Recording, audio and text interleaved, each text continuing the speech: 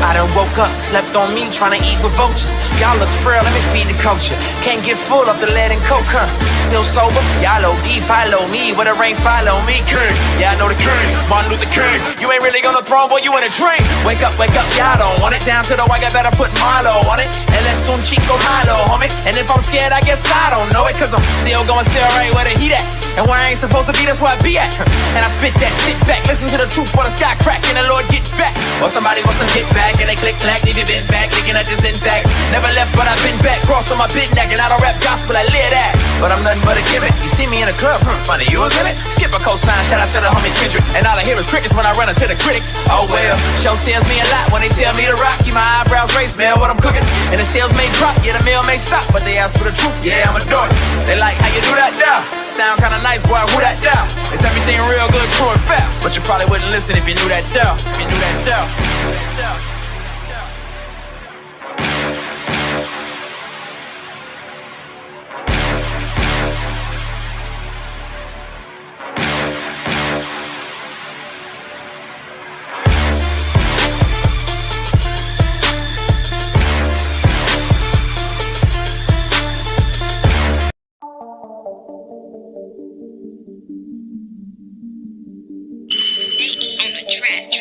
It's for all my folks who got legal jobs.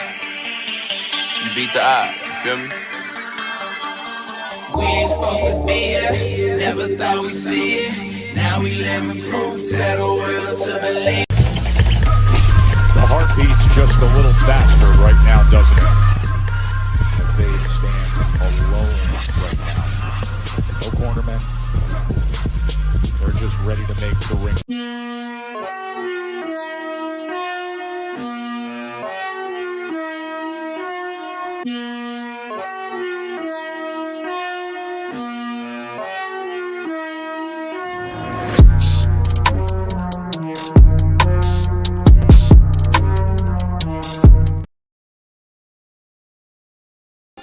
Block body, coast to coast.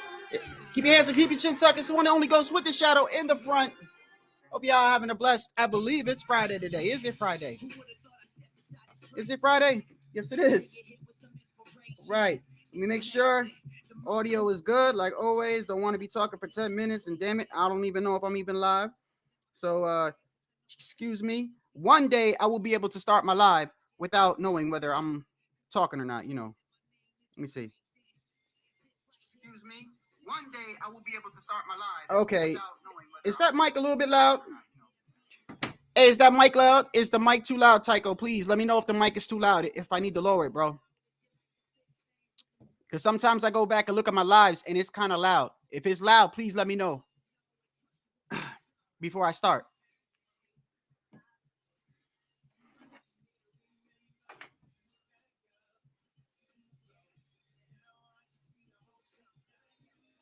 It's good? It's good? Okay, hold on. Is it too loud, nostalgic, or is it okay? That's all I need to know. Just a thumbs up, thumbs up. Is it too loud, or do I need to lower it?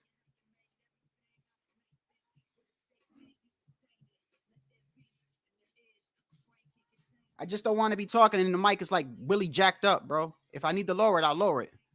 I don't know why, but I go back on my live sometime and it seems like I'm loud. Like I'm real loud. Let me see.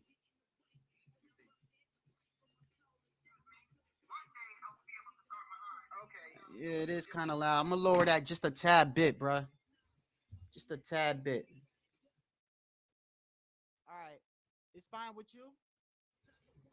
It's fine with you? Okay. All right. If it needs to be adjusted, man, just please let me know. Please let me know. All right, let's get it on. Let's get it on, man. Hope you're having a blessed day. Block to block, keep it coast to coast, keep your hands up. I can't even do my fucking intro today. Block to block, coast to coast, keep your hands up, keep your chin tucked. It's the one that only goes with the shadow in the front. And man, we got a couple topics today.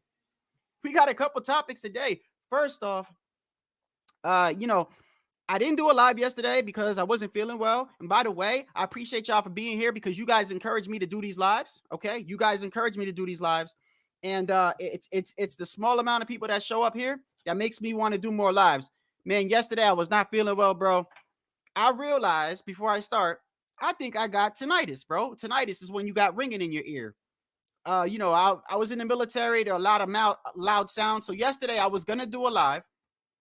I'm setting up the live, and I'm hearing this ringing in my ear. Now I work out every day, and I have earphones on. So I think I got tinnitus because I'm playing the music too loud from all the loud noises in the military. Anyway, long story short, I got nervous yesterday, bro. I was sitting there and I'm hearing this ringing in my ear. Felt like I got hit by Tyson in his prime or something, bro. It was just ringing. And I was like, and it wasn't going away.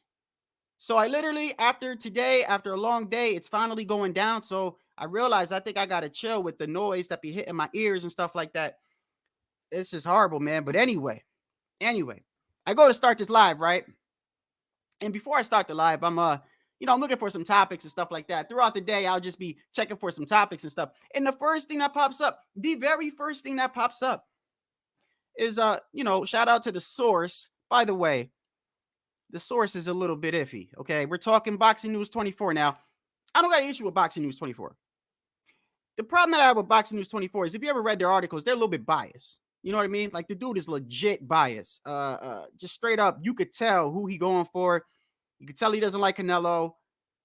You could tell like there's just certain. It doesn't matter, but I just feel like when you're doing journalism, especially articles, I think you should chill with the biasness, bro. Like just report what you're. Then again, who am I? Who am I to tell him to do anything? He can write the article however he wants to write it. But let's go into that article.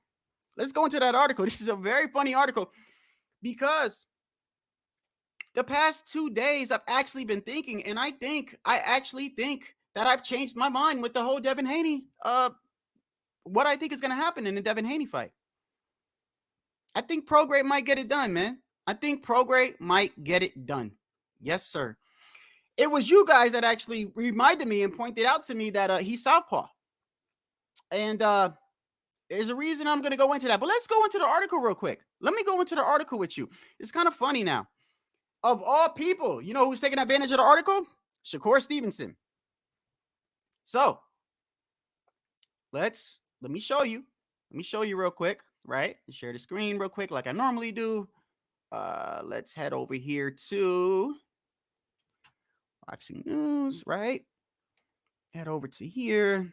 Click on that. And where was it? It is right here. Right here.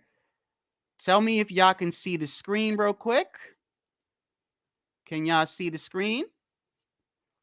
You don't necessarily have to see it in clear, but you get the picture. I'm going to just read a little bit from it. This is Boxing News 24. This is for commentary purposes. One day I will understand YouTube's regulations and understand why y'all strike me when you strike me. And then other times I don't do shit and you strike me. Make up your mind, YouTube. Either you like me or you don't. But it says right here, Shakur Stevenson labels Devin Haney insecure for sparring story about Liam Paro. Now, if you're wondering who the hell is Liam Paro, so was I. I mean, I went ahead and I clipped a picture of the guy. Let me get the picture up in here real quick. So, let me get the picture up in here real quick. Because even I was like, okay, who we talking about here? And this is him right here. Let me load that up real quick. Boom. Computer working fast today. Thank you. Bam. Let me take that. Oh, hold up. Let me stop. Let me remove that. And let me remove myself. I'm just going to show you him real quick. Looks like a killer, don't he? Looks like a killer to me.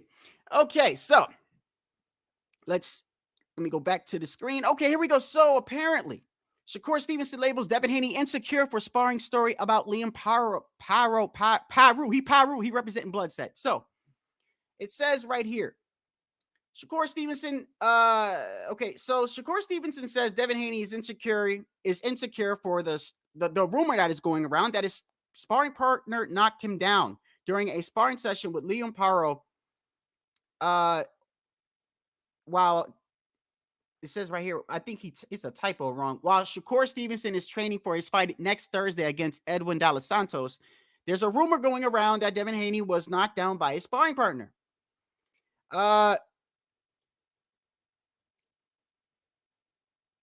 So it says right here denies that it happened and says if you ask Paro, he'll tell you he's a bad mother effer.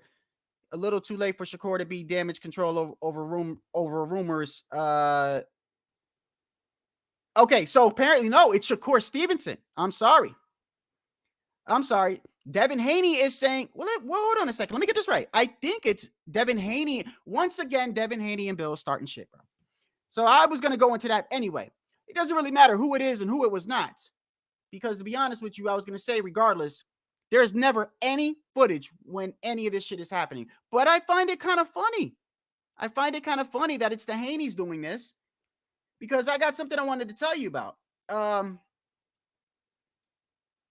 Okay, so apparently Devin is spreading a rumor that Shakur got knocked down in sparring by this guy, which, by the way, I'm going to need to change the title to that. I will change the title after the live is over. I can't do it now, but it doesn't matter. Either way, this is the issue that I have when it comes to the Haneys. Okay, the Haneys, they love starting drama, and sometimes the drama is unnecessary. It is unnecessary drama. Sometimes there's really no point. Like, first of all, why are you even talking about Shakur right now? Okay, this goes to show you every time they got a fight lined up, they mention all the fighters. All the fighters we want them to fight, all the fighters we want Devin to fight. They seem to go at them when they're in camp for somebody else. This is a reoccurring pattern that I bring up all the time. It's like, come on. This is why I'm like, just stop it, bro. Stop it. But do y'all remember? Let me take this off my damn screen. Do y'all remember? Do you remember the rumor that the Haneys were going around saying that Gervonta Tank Davis wasn't paying Calvin Ford? They were going around saying that Gervonta Tank Davis was not paying his own trainer. Why would you even say that? I mean, like, first off, why would you even care? But it goes to show you what we're dealing with here. And of course, the outlets run with it. Who do you think ran with it, Tycho? I'm gonna give you the dun dun dun dun dun dun dun dun dun dun dun dun. Dun, dun. I got it clipped here anyway. Dun, dun, dun, dun, dun, dun, dun, dun, dun, dun, dun, dun, dun. Of course, we know that it's the boxing voice. Insinuating that you are not being paid or you are not being paid properly by Tank. Is he just trying to stir the pot to get the fight between Devin and Tank? Or is there something there? Let's look at this. How long have I been with Tank? All my life, as long as I know, all his life. It's not about the money with me. Tank takes good care of me. He gives me what I ask for when I ask for. He know I'm not into the money. You give me the money, I'm going to spend it all on my kids. That's just simple. That's just like me. Because I understand I had money from the streets. You know what I'm saying? You can't take it to the grave with you. Tax man going to come get it. You know what I'm saying? So what I do is I ask for what I want. At the end of the day, when I ask Tank to take care of my kids, do what I need him to do, it's done. It's not about my life. It's about him. In the words of Floyd Mayweather, it's about the fighters. They the one getting hit up beside the head. If something happens to Tank the day of tomorrow, who going to take care of him? So, of course, shout out to the boxing voice. Shout out to this. I think that was an old clip. Regardless, this is what I'm talking about. If the Haneys say it, it gets played. It was around this time that you saw Calvin Ford then get real upset with Devin over this shit. Got real upset with him. Started talking about Tank gonna get him and all this other stuff. That's my brother right here. He know what time it is. So, you want Haney? I want Haney. Haney Tank. Oh, that's in your face. You want to hurt him bad, huh? It's not Haney. But I just gotta prove to the world, youngin is the throne. All that shit talking Bill do. Those are what we call blank checks, bro. Those are blank checks that your son got to cash, bro. What's going on? Appreciate you, man, for being here. And this is what I'm talking about. I just find it funny, man. I just find it funny.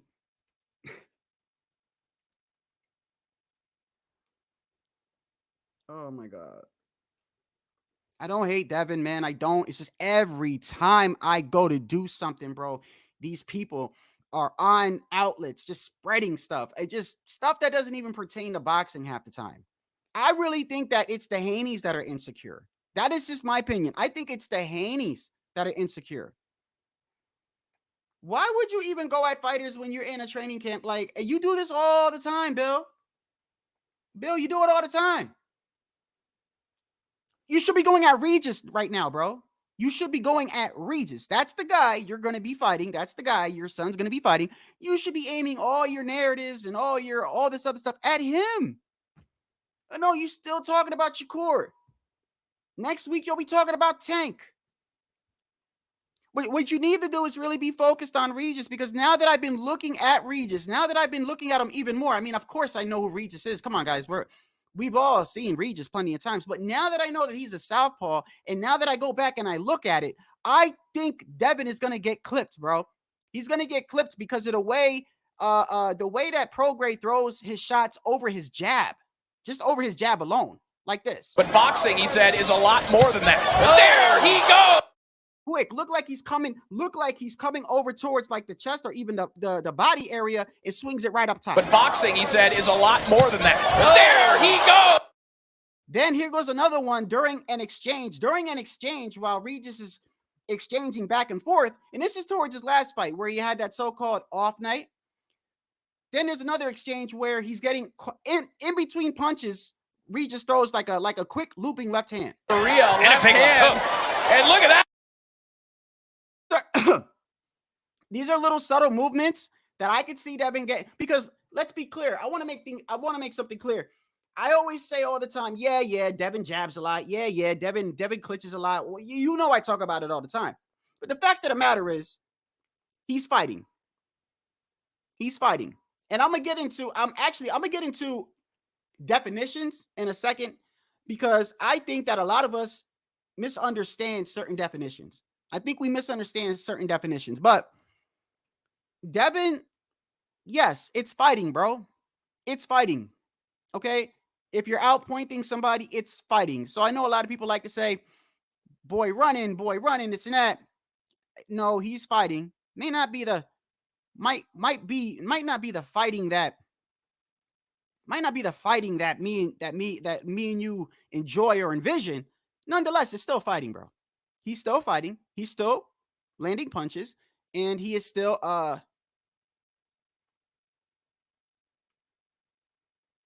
yeah, well, I'm not talking about Loma. Yeah. Loma's not even in this conversation. I'm talking about Regis. And I know one thing. Devin is not good with southpaws. And I don't think it's just necessarily the guard. It's not necessarily the guard that's going to give him problems. I don't think it's Prograis' defense at all that's going to give him any problems. I don't think it's that at all. I think it's the subtle, crafty movements. Now, by the way, leading up until yesterday, I've still said that I think Haney's going to win the fight by points. I've said this, but I'm starting to lean more towards, as it gets closer, I think Regis, good possibility, very good possibility, Regis is going to catch him. I don't know if he's going to knock him out. I think he's going to get buzzed, and the only problem with that is when that happens, and if that happens, Devin will go into Huggy Bear mode even more, and then just outpoint him. This is why I got him winning. You know, people say that I get on him, but at the end of the day, whatever you do to win a fight is what you do to win a fight, bro. If you are a one-punch knockout artist and that's how you knock out you knock out most of your opponents, go ahead, bro. That's what you need to do. If you're a counterpuncher and you rely on counterpunching the whole fight, and that's how you win your fights that way. If you outpoint people by circling them and jabbing them a lot, do that. Don't need to prove to us like you did in the Linares fight that you're something that you're not, and then you end up doing a stanky leg all the way to the corner. And then Bill, looking like a deer in the headlights, ain't got nothing to say. He's shocked. Well, that wouldn't have happened if you didn't act like you was going to stand there in the pocket all day. That's just you. Certain fighters, I think you could change a little bit of things, but I think with Devin does something well. He does one thing well, and I think he should stick with it. We saw in the Loma fight that when he started off, he was incorporating uppercuts that he normally didn't kind of throw, and it was from like a weird angle, and he was catching Loma with it. He was catching him with it. He did well. But once again, in the 8th, 9th round, or I believe it was the 9th and 10th round, once Loma started getting those openings, what happened? It was the same thing. We saw a repeat of the Linares fight towards the end of the fight. And of course, a lot of people think that Devin lost the fight. I don't think it was a robbery. I don't call close fights robberies. All I can do is just call a close fight how I call it and just see that I think that one guy won or the other. I think it was a close fight. I think anyone that's saying that Devin clearly won needs to really rewatch. And no, you know what I hate too? You know what I hate too? Anytime somebody disagrees with you, you know what they say? You know what they say? You need to watch it without the commentary. You need to watch. What do you think? What do you think? I just turn on the TV and don't watch the fight and listen to what Tim Bradley says? Like, what do you take me for an idiot, bro? I've been watching boxing for years, bro. Like, I don't listen to what Tim Bradley says. I know he's biased. I don't listen to what none of them guys say. None of them. I don't know why people always talk to us like we're damn stupid. So because I disagree with you, you automatically think it's the commentary that made me think, come on, bro, stop. Stop it, bro. Stop it. You're worse than the MMA fans that come in here sometimes and talk to me like I'm stupid. Do you know who Sean O'Malley is before you say anything? Do you know? It's combat sports. I would probably know who he is before I speak about him. It's ridiculous, man.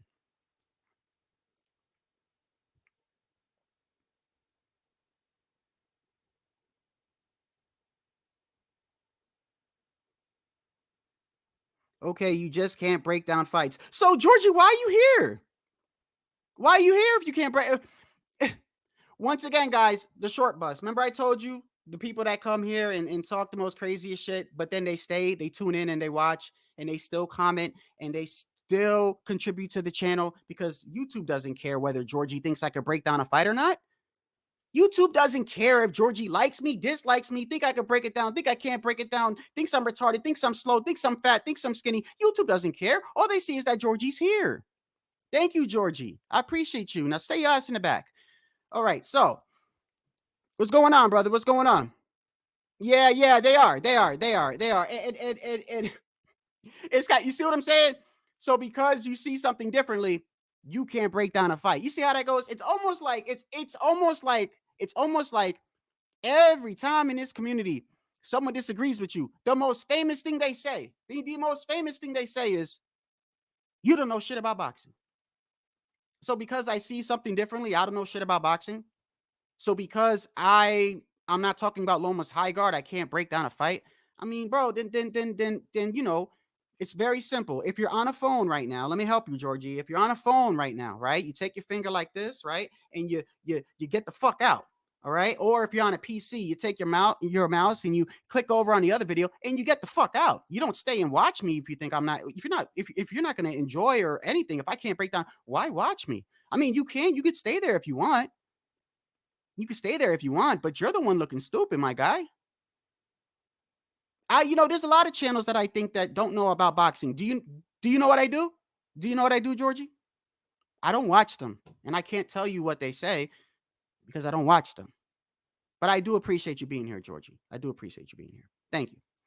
So, Loma had no power. Otherwise, would have slept Devin. He was catching him. He was catching him enough times in that 10th round. I can tell you that right now. And not only that, but I'm giving you, you see, here goes the problem. You see, I don't know if he's a Devin fan or not. This happens every time I talk about Devin. You should see the comments under some of my videos when I talk about certain fighters. Devin, Tank, Wilder. If I talk about any of those fighters, if I criticize them, even if it's genuinely criticism that is given to them from other fighters within their career, these are people in boxing that criticize them for the same thing. They say the most outlandish things. You don't know what you're talking about. You can't do this. You can't do that. Oh, why the fuck are you watching? I mean, I don't know, man. You'll never understand, as there are some things that you're never going to understand. Okay. Some of them is boxing fans, and you'll never.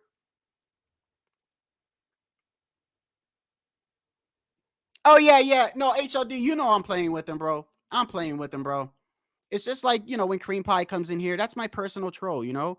I actually do appreciate them, to be honest, because HLD, they don't they don't understand that they're contributing. They're and I even if I tell them, they'll come back. So you got to actually feel bad for them in a way. I kind of feel bad for them in a way. You know, it's like a female says, "I don't like you." You know, I wouldn't go out with you unless it was two of us. We were the only people left on Earth. You know what they hear? All they hear is, if there's two people left on Earth, like in Dumb and Dumber, like, so there's a chance. There's a chance. That's how they are. They focus on one little thing. They didn't hear anything else you say. She doesn't want to be with you, bro.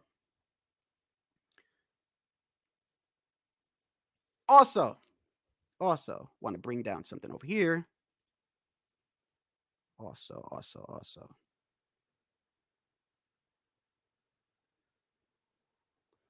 Also, right here.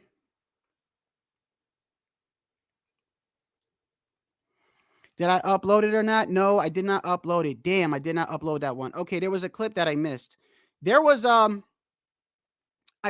looked at 2 or 3 fights from past Regis fights. One of them was the guy that we was talking about. The remember the dude that was with TMT, that was with under Floyd, the guy that was undefeated, was talking a lot of shit. Regis sparked him, bro. Just straight up sparked him. Obviously, these guys don't fight like Devin. But that's not the point that I'm pointing out. I'm pointing out what Regis does in the ring. He has these subtle movements where he's like kind of like, it's like a half feint. He kind of like, he's constantly going like that, but it's not like a full feint. It's like the only way I could describe it is it's like a half feint. He throws a jab and he actually throws like a feint after it, and then it'll come over the top. And sometimes, a lot of times, it looked like he's going down to the body. And I was looking at the Zorilla fight, and even though he had an off night, he had an off night. I don't know if you necessarily just call it an off night, or it was closer than what most people thought it was going to be. There was a lot of times I saw Regis, I saw some things he was doing, and I was like, wait a second, well, every southpaw Devin has faced, he's had issues with. Every single one.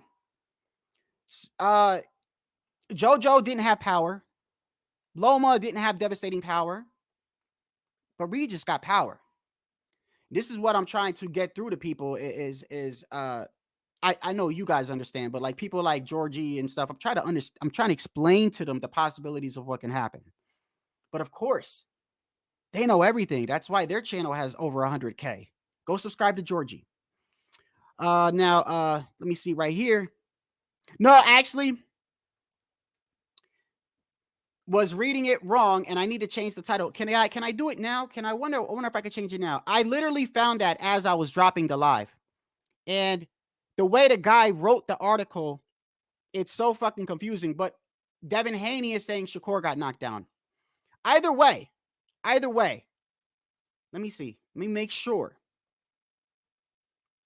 Yes. So Devin is saying that Shakur got knocked down, and Shakur, once again, Shakur is saying you can't keep you can't keep my name out your fucking mouth. Let me see if I could change that while I'm on here. I don't think I can. Wait, maybe I can. No, I can't. It's okay. Wait. Oh, wait. Yes, I can. Yes, I can. Devin Haney says Shakur gets dropped by Sparring Partner. Okay. And change that over to here. Okay. Okay, now it's changed. It's correctly, it should be changed now. Devin Haney says Shakur gets dropped by Sparring Partner. Now, Shakur Stevenson is once again basically saying, bro, you can't keep my name out your mouth. You need to be focused on Regis and all this other stuff. But this is the pattern that we see from them, though. This is the pattern. And what's kind of crazy is this. This is what started to frustrate me. If I see a fighter in camp and he's about to fight another fighter, right? And I see him during camp mentioning another fighter, I don't think there's a problem with that. The problem is, is when you're making us think that you're eyeing that guy, right? You making us think like, okay, you want Tank. He's talking about Tank, guys. If once he gets past him, he's gonna fight Tank. And then when the fight's over and he wins, it's gone. Never mention again. Never mention again. There doesn't even say I want to fight him. Nothing. But then another camp comes up. They get another fighter in front of them. What happens? They revisit that. Now they're talking about him again. And it happens every single camp. And that's when I started picking up on what the Haneys do. They did it to Tio. They did it to Tank. They're doing it to Shakur. My whole thing is this, like, I ain't got no problem with you saying you know shit about Tank. All I'm asking as a boxing fan is, when you're done with that fight, can you please try to fight Tank then? Can you please try to fight him? Can you just like not clout chase and then after it's over, don't bring it up again and then wait till you're fighting somebody else and then bring it up? Like, that's what I don't like. Like, I see past it. Because the problem is, you got other people that see that and go, you see, he's not ducking nobody. He's a throwback fighter. He's going to beat Floyd. He's going to and I'm like, what are you like? Come on, bro. Like, this is, I don't understand. This is why I say that if they go on certain outlets, everything gets pushed. I mean, why would you even talk about Calvin Ford? And that's old, I think. But it's just, the point is, why would you even spread a rumor that Tank don't pay his coach? Like, why would you even care about that? Like, can you imagine like somebody saying, hey, Devin don't pay his father? Like, what are you trying to get out of that? Like, you're not going to fight Calvin Ford. It's just trying to cause dissension amongst Tank's camp, as if they're stupid. Like, that's going to cause anything. You know, I kind of felt bad that he actually had to come on and actually explain that he doesn't ask Tank for certain pay. From what I'm understanding, he's like, I don't ask Tank for certain pay. I just ask him for certain things in regards to my children, and he takes care of it. He shouldn't have to explain that to nobody. He shouldn't have to explain that to you, me, the next guy. No boxing outlets, no boxing channel. That's between him and Tank, bro.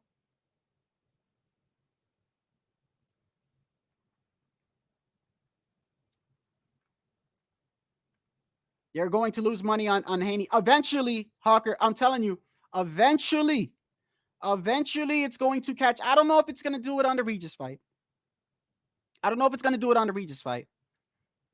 But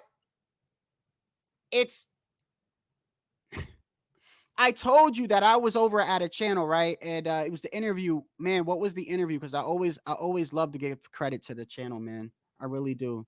I want to give credit to the channel.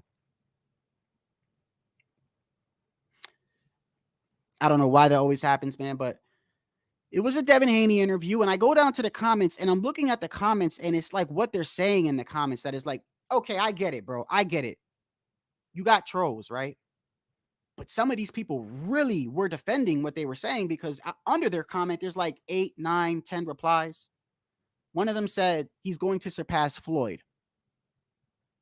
Another one said he's a throwback fighter, and Tank needs to Tank needs to see him, implying Tank is scared of Devin. Another one said Shakur isn't a throwback fighter because he ducked Devin. So of course I went in the comments, and the first thing I typed to him, obviously, is well, how'd he duck? I mean, he went to the WBC and asked for a purse bid, and then next thing you know, Devin's at 140. How did Shakur duck? You know, and of course, the response you get is a typical, you don't know shit about boxing. It's the typical thing people say. You know, just remember that if you're ever in a debate with somebody, I want you to just remember this. If you're ever in a debate with anybody, with anything, it could be boxing, bro. It could be sports. It could be anything. It could be anything, politics, whatever, right? If you're trying to talk to somebody and they have a different viewpoint of yours, right? And you actually explain why you feel a certain way, and their response is, you don't know shit. They're in their feelings. They're in their feelings. That's because they can't, that's all they can say. They can't say anything else. They can't break down why they feel that you're wrong. They just throw an insult in there. So that's how you know.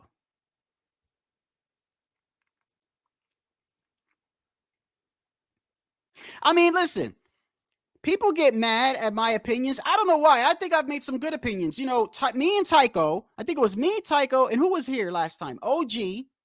It was me, Tycho, OG, or was it Pounds? I know Nostalgic was here. But you know, I said, hey, I think that Jamal Charlo would get a better training camp from Billy Blanks than Roy Jones. People thought I was crazy. Until I actually broke down, like, you know, there's like a comparison of it. I mean, y'all know that clip that Roy was doing with the whole Jamal's in the back and he's doing like, it looked like Tybo to me. It really did. You tell me what's the difference. Look. Here, hold on. Here it is right here. Billy Blanks. Okay, here we go. Y'all tell me what's the difference. Let's look at the first one.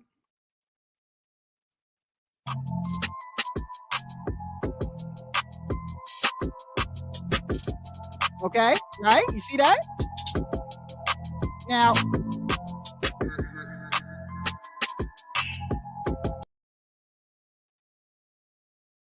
Now let me show you. Now let me show you this one over here. What is the difference? 1, 2, 3, 4, 5, 6. We go, 4, go. Lot faster combinations. You actually get a better workout with Billy Blanks, and I guarantee you pay him a lot less than you pay Roy. A lot less. And I think that was Jamal Charlo's wife in the background.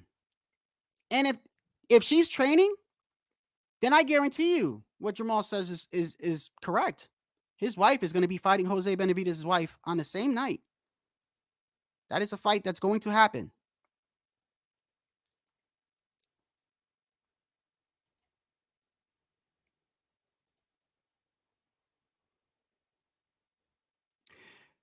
How much is the pay-per-view with Haney, by the way?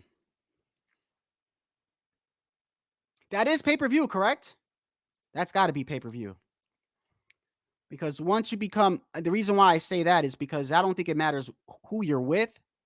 I think if you become, well, the undisputed belts isn't on the line, but once you become undisputed and everything like that, you would think it'd be on pay-per-view. Let me see. It's got to be pay-per-view. It's got to be. Let me see. Got to be pay-per-view right here. Okay. Actually, you know what? It's kind of weird. Yes, it is, guys. It is. It is the Zone pay-per-view. Which, by the way, the Zone is getting very, very comfortable with them pay-per-views now. Wasn't their whole motto to begin with? We give you a subscription, and we're not going to give you pay-per-views all the time. Wasn't that their motto? Like that is what they advertised the Zone on. Was we're going to give you a subscription every month that you pay, and you could pay less if you get the yearly one, and we will give you pay-per-view like fights. And then that went from, we need to give you pay-per-view sometimes. Then that went from, we're giving you pay-per-view every other 2 months. I mean, it's not as bad as Showtime, but they're getting a little comfortable with that. Starting to get a little comfortable with that.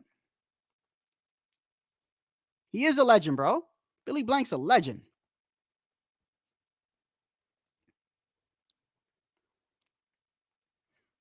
You know, that's a good question. I was actually going to talk about that. I could talk about that now. I really think like I said, I am with the boxing group. I am with the group. I'm always going to be with the group that if there's people left in your division and you're going to stay, then you need to fight them. I have always been like that. Always. If Crawford is going to fight at welterweight, if he decides to fight anybody at welterweight, I don't care if it's a Spence rematch. I don't care who. If you are deciding to stay at welterweight, then you need to see boots. That's just how I am. Now, if you're not going to fight at welterweight and you're saying I am now going up to 154, then no. But if you say I'm going to go up to 154 and fight Spence and then come back down, Hawker Mustang, back down, then it looks, what is it? It looks like you're avoiding Boots. I'm not saying Crawford is. I don't think he is. But what I don't like is how people are quick to, and this is just the fans, man. Come on. It's just the fans of boxing, bro. It's kind of, in a way, it's the reason why I love doing what I do is because, like, some of the stuff is so hilarious. It's so hilarious, right? It's so hilarious to see somebody criticize somebody or a certain fighter over something, right? But then the moment it's their fighter that they like, ton of excuses, bro. Just excuse after excuse after excuse. But this is different. But this is different. But this is different. But this is different. It's just funny to me. I will say that the only difference I see between Boots getting emailed about and Devin getting emailed about is, correct me if I'm wrong, but didn't Devin ask for the belt? Like, didn't Devin specifically email and go, hey, yo, I want that belt? I think, wasn't Boots just saying, what's up? Like, where's my title shot? Isn't that the difference? Like, his last fight, Boots' last fight, did he not win an intern? I believe he won an intern title. So he's over here like, yo, I'm knocking down these guys one by one. Who do you want me to fight? What's up? So it's just different. You know, I think Devin literally was like, you know, can I have that belt? Like, you know, like, but still, of course he's going to get criticized for getting emailed a belt. Of course, especially in this community. Especially, let's be honest, we got, especially since the Spence fight, we got, what do you call it? We got some Crawford fans that are like, you know, every fighter's got that. Every fighter's got them fans, bro. Every fighter's got them fans. I don't care who it is. Manny Pacquiao, Floyd, Wilder, Crawford, Spence, T.O. Yeah, I'm T.O. all day over here. I don't give a fuck. It's T.O. all day here, every day, today, tomorrow, next Wednesday, and the month after. It's T.O. here all day.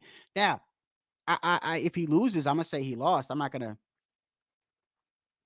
even though it did look kind of suspect, I would say, now that I look back at it, it did look kind of suspect that I was trying to make a point with the whole hospital thing. I did a live after the Kambosos fight, which, by the way, I want to talk about Kambosos in a second.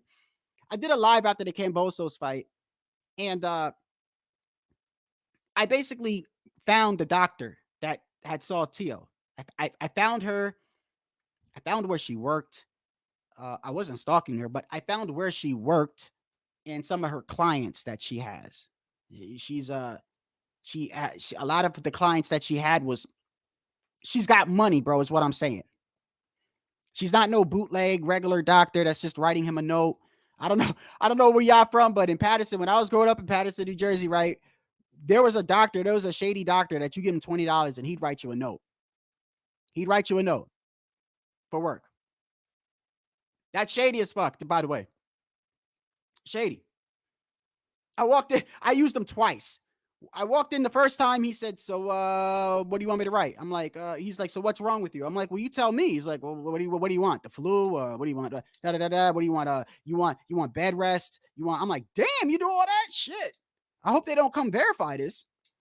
But my whole thing was that I don't think she was going to lie and put her damn medical license on the line for Tio. And Tio still don't have a lot of money. Tio still ain't like, no, he's not Mayweather. He's not Canelo. He's not, you know what I mean? Like, there are people that still don't even know who the hell Tio is, bro. If you go to most people in the street and go, you know who Teofimo Lopez is? They're going to look at you like, is he a singer? Like, that sounds like what is he? Like, you know, like they don't know.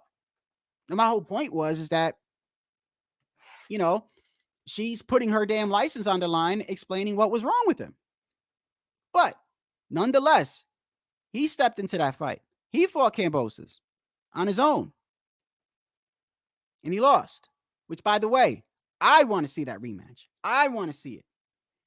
Because that is always going to haunt Tio. That's going to haunt Tio like how the Clenbuterol haunts Canelo. It's gonna haunt him for the rest of his career. For the rest of his career, every time somebody brings up Canelo, they're gonna bring up Canelo. They're gonna bring up Floyd beat him. They're gonna bring up he got rocked by Cotto in 1948. Like they just is some things that are never going to go away. But what you can do is rematch that dude, put his ass to sleep, and then just say, look, I had an off night. I would recommend that. And by the way, I don't think Kambosos beats Tio ever again. I don't even think it'll be close.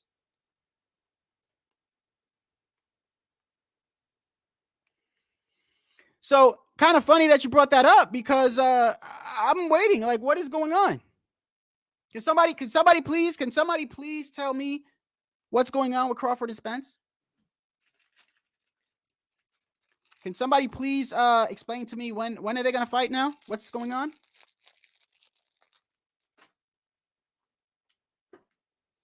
Let me grab my water.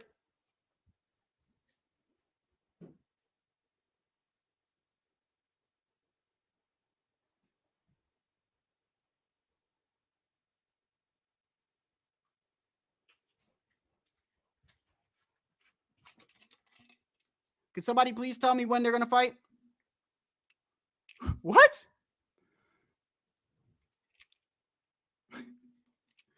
Really? What, is he on the package? Like, is Teofimo on the package of Oreos?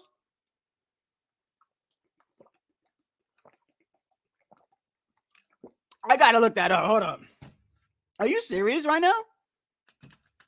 Hey, man, grab them sponsors, man. Shit. Hey, Tio was one of the few athletes, if you've noticed, that took that sponsorship from Bud Light after Bud Light was doing all that crazy shit with the trans dude or whatever on the Tio. Everyone was like, get rid of Bud Light, get rid of Bud Light, get rid of Bud Light. Tio was like, man, fuck that. You gonna give me a check very next interview? Bud Light hat, Bud Light sweater. Tio like, man, yo, he don't give a fuck, man. Just pay that man, bro. Oreos, don't give it. Who cares, bro? Next March. 154? And this is what I'm trying to get at. See? This is what I'm trying to get at. So if Spence and Crawford does a rematch at 147, because correct me if I'm wrong. Didn't Crawford say that they don't want the rematch at 147? I literally heard what's his name? Bernie the Boxer. I heard Bernie the Boxer. It's a guy's funny, by the way. Literally say that they want to fight at 154 on purpose. No, at 147. I'm sorry. At 147 on purpose, knowing that Spence cannot make the weight on purpose so he could back out.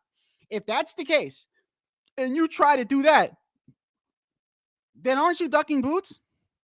Even though you're contractually obligated, right? Your excuse for not fighting Boots is you don't want to be at 147 no more.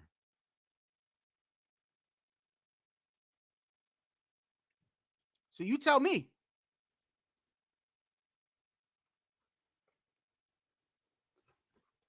All right, I need to look this up. Y'all bugging. Y'all saying he's sponsored by Nestle Quick, Oreo cookies. I know he's sponsored by Bud Light. Who is Teofimo Lopez sponsored by?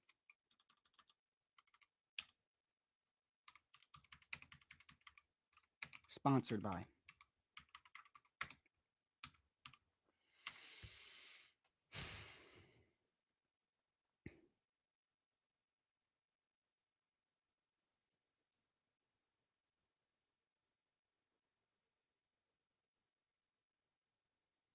All right, here we have a fan on Twitter saying Teofimo Lopez is sponsored by Disney and Bud Light. Is this an ironic joke?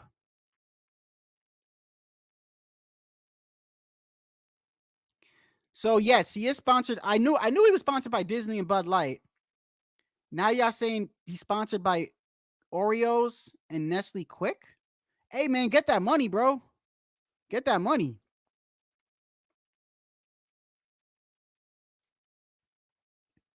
Yeah.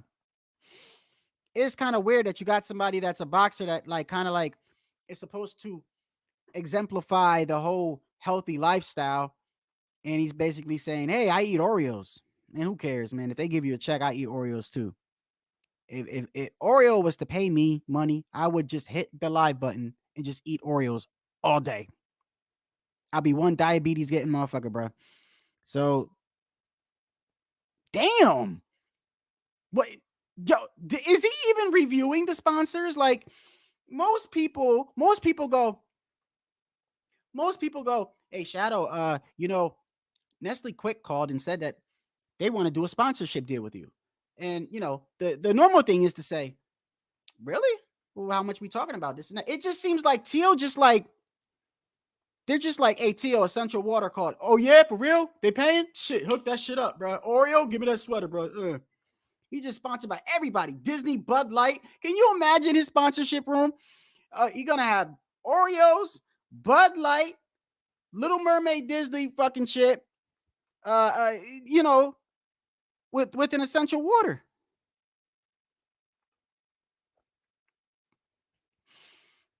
Well,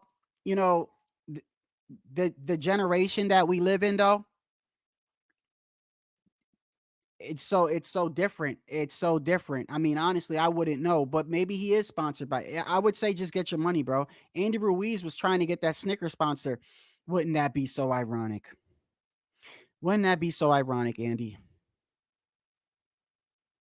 Damn, go ahead, Teal, man. Shit, is what it is. Teal, my guy, bro. You know what? Somebody should be paying him. Somebody should be paying him. About time somebody pays him. I kind of felt bad for Teal at one point because, like, he's over here out of the so-called 4 young kings or whatever, young princes, whatever the hell y'all want to call him. He was the first one actually, like, doing shit and getting paid next to damn near nothing. Meanwhile, I think Tank is a bad boy, but meanwhile, Tank is still fighting whoever they're crafting his career, crafting his resume about, carefully maneuvering him, and he's getting paid like what, 3-4 mil each fight, sometimes even more. I know that the Ryan fight generated $22.8 million. You have to ask yourself, how much of that came from Ryan promoting the fight? Or Ryan's fans?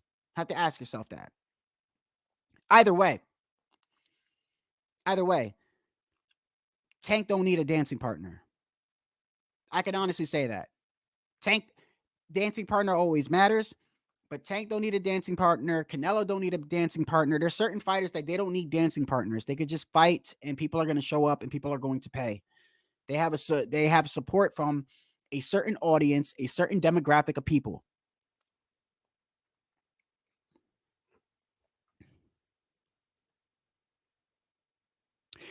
By the way, did y'all hear Regis Rolly, man? Rolly. Regis Prograis was recently asked about, I think it was last week, was asked about Rolly. And he said that he's the sorriest champion in boxing. Now, I don't know about you guys, but I think I said this last live. Yeah, Rolly isn't respected by a lot of fighters, But one thing I think that, from an outside looking in, we're talking about a kid who went from, wasn't Rolly doing what is it? Shit, not Taekwondo. It was like a grappling jujitsu. Is that jujitsu? Rolly was doing one of those prior to boxing,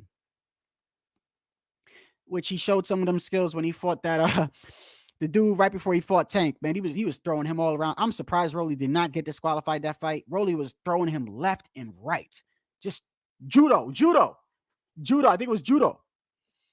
Anyway, transition from judo over to boxing, and in a short period of time, got signed to Floyd and got a belt, bro. I mean, yeah, it's obvious. We can see he hasn't been boxing that long. And, he's a laughing stock when it comes to a lot of other fighters. They laugh at Rolly. They think he's a joke. Prograis thinks he's a joke. But me, as a person that doesn't hate on people, shit, I think he's done well. I don't think he's an elite fighter. And I like the fact that he made no excuses when it came to the old guy. He made no excuses. He said, hey, man, that old man hits pretty hard. So, I mean, but then again, let's be honest. Rolly kind of like deserves some of the stuff that he gets because he says the most outlandish things, but Rolly can promote himself. Rolly don't need a promoter. Rolly can promote himself. He will say the most craziest shit and it sells. Some fighters, no matter how good they are, they can't talk for nothing. They can't talk for nothing. Errol Spence Errol Spence is not a great talker. Crawford isn't really a great talker, to be honest, too. Some people have, I think Tio has shit. Tio got the mouthpiece. Tio got the skills. Tio got the power. Tio got the athleticism. Tio is all around just good for the sport, man. People that don't like Tio, I don't get y'all. Why don't you like Tio? He's good for the sport, man. He's good for the sport. He's got a mouth on him. He can promote. Shit, he can do a backflip in the ring. He's got knockout power. When he starts getting in his groove, he starts stupid to leave your hands down, but still, he starts playing around. Like, he's good for the sport, man.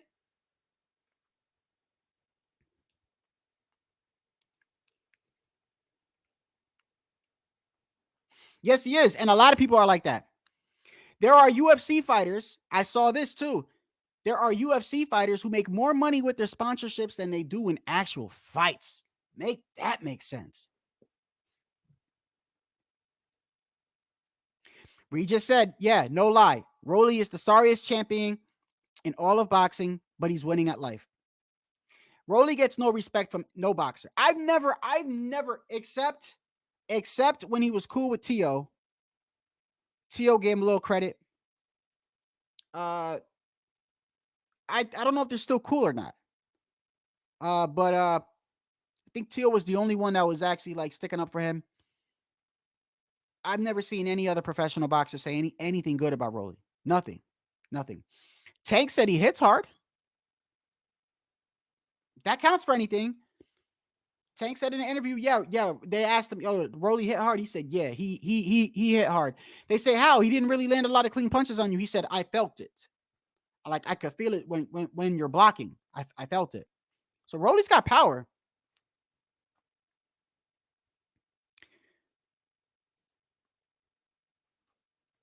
Tio versus Kambosos, by the way.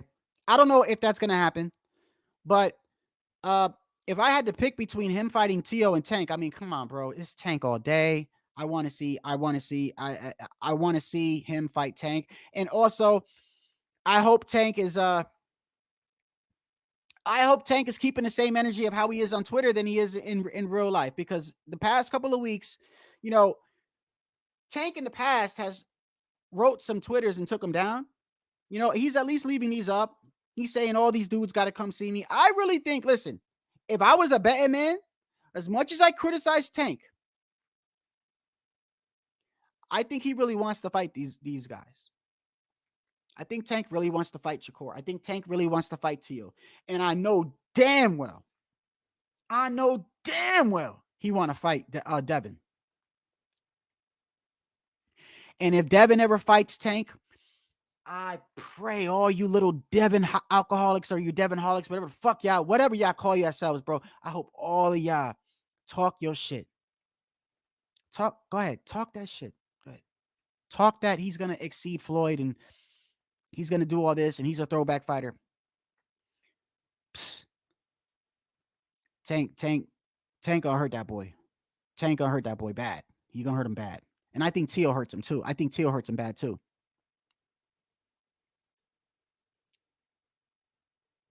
Yeah, he is. He is though, Hawker. He is. But that's my point. My point is, for a person that's only been boxing for what? How long has Rolly been boxing? Look, how long has Rolly been boxing for? Seriously, how long? How long has he actually had boxing gloves on, bro?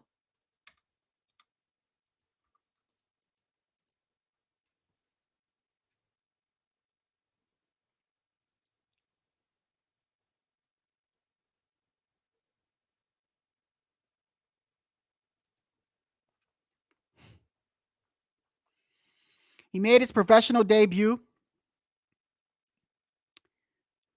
2016. Okay. 2016. He is.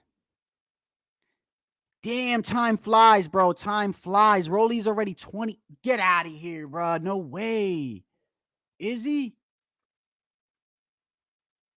Y'all know Rolly's already 28 years old?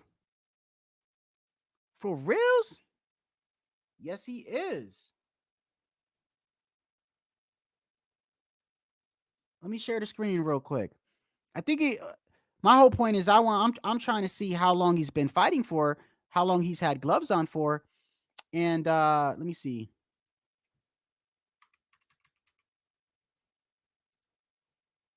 Look at this right here.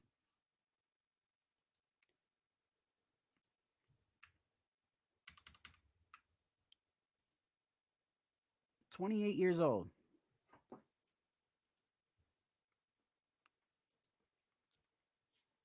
Okay, professional debut was made in 2016.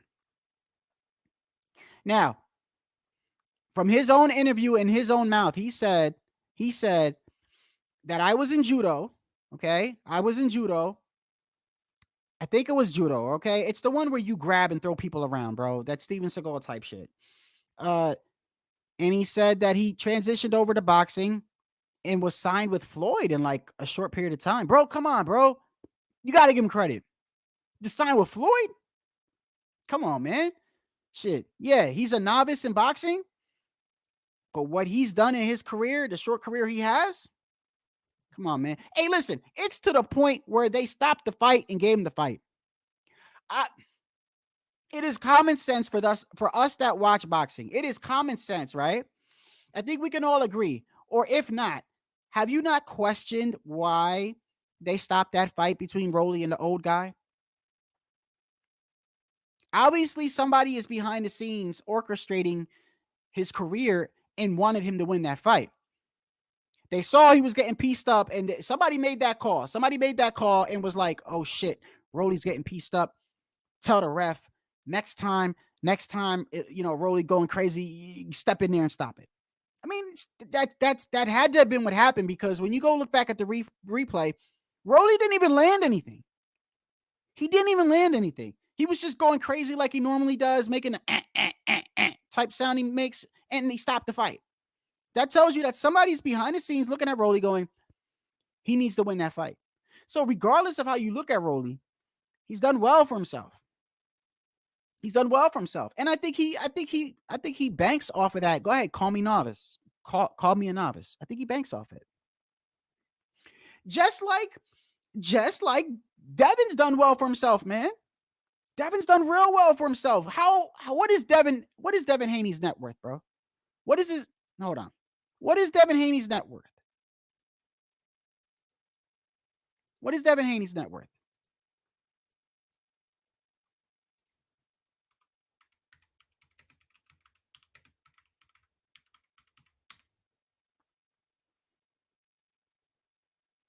Nah, there's no way. There's no. He got 2.8 million. Okay, yeah, he got 2. Oh shit, look. This is how well Devin's doing.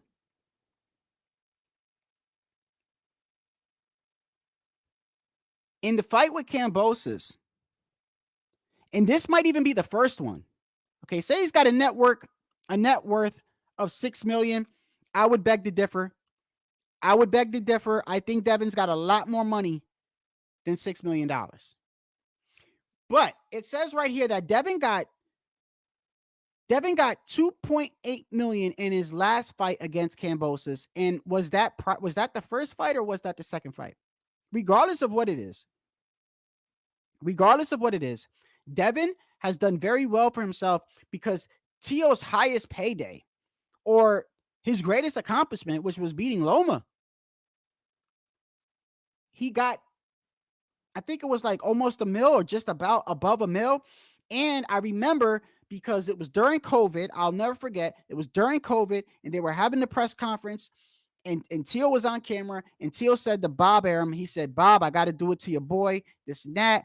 And then they interviewed Tio after that, and there's an interview where Tio was saying, bro, I they wanted something with the rematch clause, that they wanted me to take a rematch clause with like even less money or something if I win.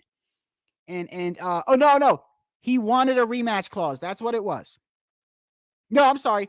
Loma wanted a rematch clause. There you go. I guess they had an idea that Loma might lose, and they wanted to give a rematch clause. And I think Tio said no. Regardless of what it was, they tried to fuck him over with money once again. And when he won, he said, "Oh, that's what it was." He said Loma didn't want to give me a rematch clause. But I remember he was talking about how much Bob was paying him, and then that's around the time right after that fight, him and Bob got into it, and then Triller came in, with the whole Triller thing, and then he was supposed to fight Kambosos under Triller, and then that got pushed back 4 or 5 times, and then you see what I'm saying? Then when he comes back and he fixes everything with Bob, even with the Josh Taylor fight, he says, what'd he say? I only made like $1 million. Like, Tio is underpaid as fuck. I don't blame him for wearing Oreos and taking all. Man, take a sponsorship from whoever, man. It could be fruit roll-ups, man. Just take it, because at least they're paying you.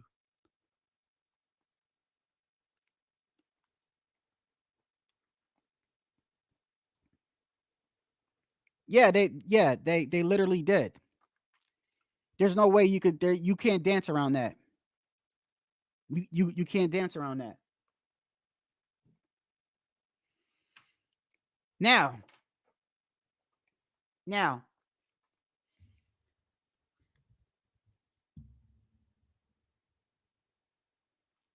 I want to talk. I was gonna drop the link about was I gonna drop the link today? I don't drop the link every day, but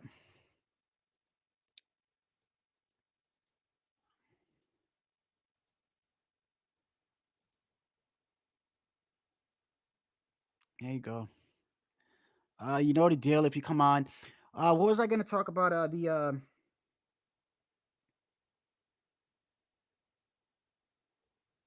Yeah, Shakur. Shakur's mindset for this fight coming up, he looks so stressed out. Like, I wonder if it's really going to affect him in the fight, man. His last 2 interviews, he looks stressed out. I don't know if you guys have been seeing Shakur.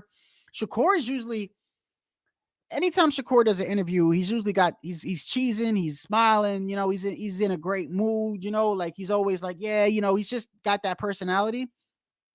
Not his last 2 interviews. His last 2 interviews, he's been hardly smiling. He looks like he's down. Either he's dealing with something or he's just really super focused in on his fight. But I don't know. I don't think he's concerned. I don't think he's concerned, but I do know that from that one interview, he made it quite clear that he's tired of Devin and outlets. And I think I can't prove it. But he was talking about certain channels. And he almost said the channel's name. He almost said the channel's name, but then said, I don't want to say their name, because if I say their name, it's just going to give them more clout. So obviously, he's upset that he thinks that Haney's is on the payroll of certain channels and they're going around just talking shit, spreading narratives about him, saying that he's ducking. And I think it's bothering him. He's a young fighter, man. Certain things are going to bother him. See, that shit wouldn't bother somebody like Canelo. People talk about Canelo all the time. People shit on Canelo all the time. Do you think he cares? Canelo's out golfing, bro. He's got like a net worth of like 200 million. Canelo could care less what you think of him.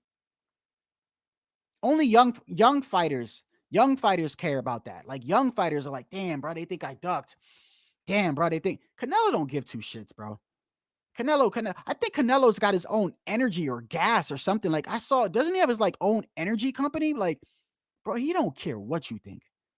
He don't care what you think. You think he ducked David? Fine. He don't give 2 fucks. While you thinking that, he's out golfing.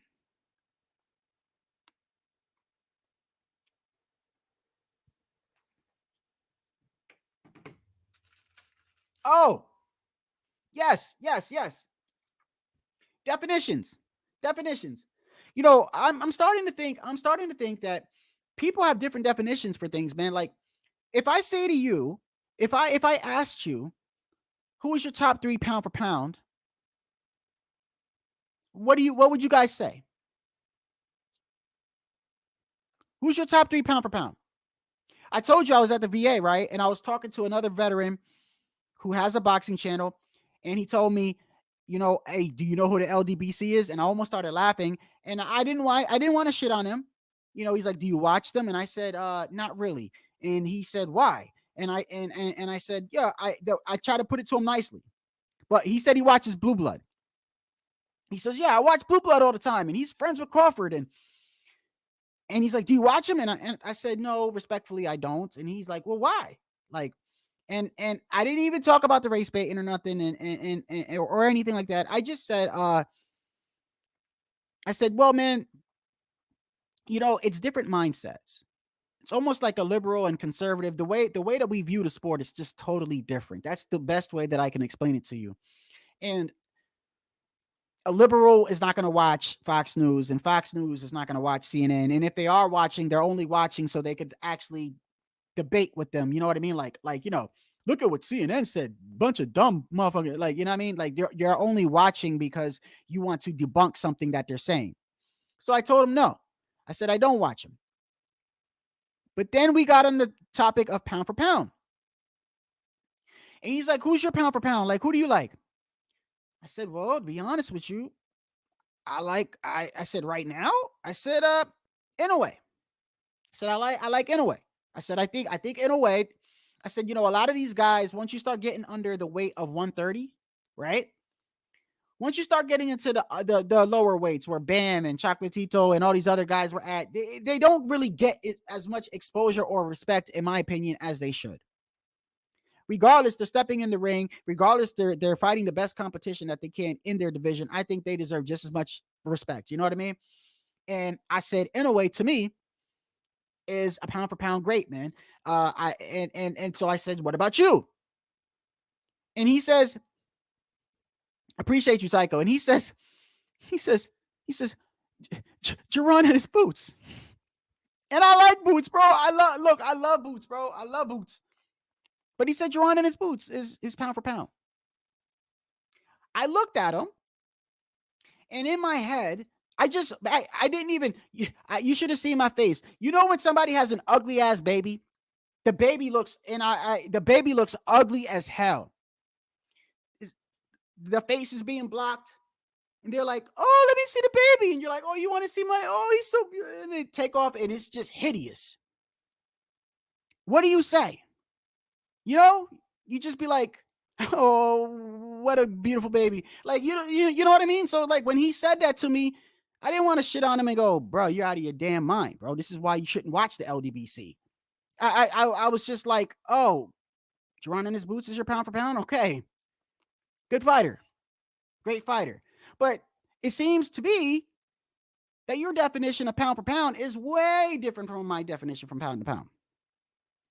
And it's not just with boxing, but this goes on everywhere. I realize this. Your definition of love is not my definition of love, bro. It's not. It's not. One of the things that I watch besides boxing is true crime. It's something else that I watch. It's true crime. Now I'm watching a channel just real quickly. I think it was called Dark. I think her name is Dark Curiosities. I think it is. I think that's her name. She's got a UK accent, and she covers a lot of crimes that happen in the US. Murders, unsolved murders, people gone missing and stuff like that. She covered a story where, and this guy's a piece of shit to my people, a Puerto Rican dude. I'm pretty sure he killed his girlfriend and his kids. Another Felix Verdejo, a piece of shit, by the way.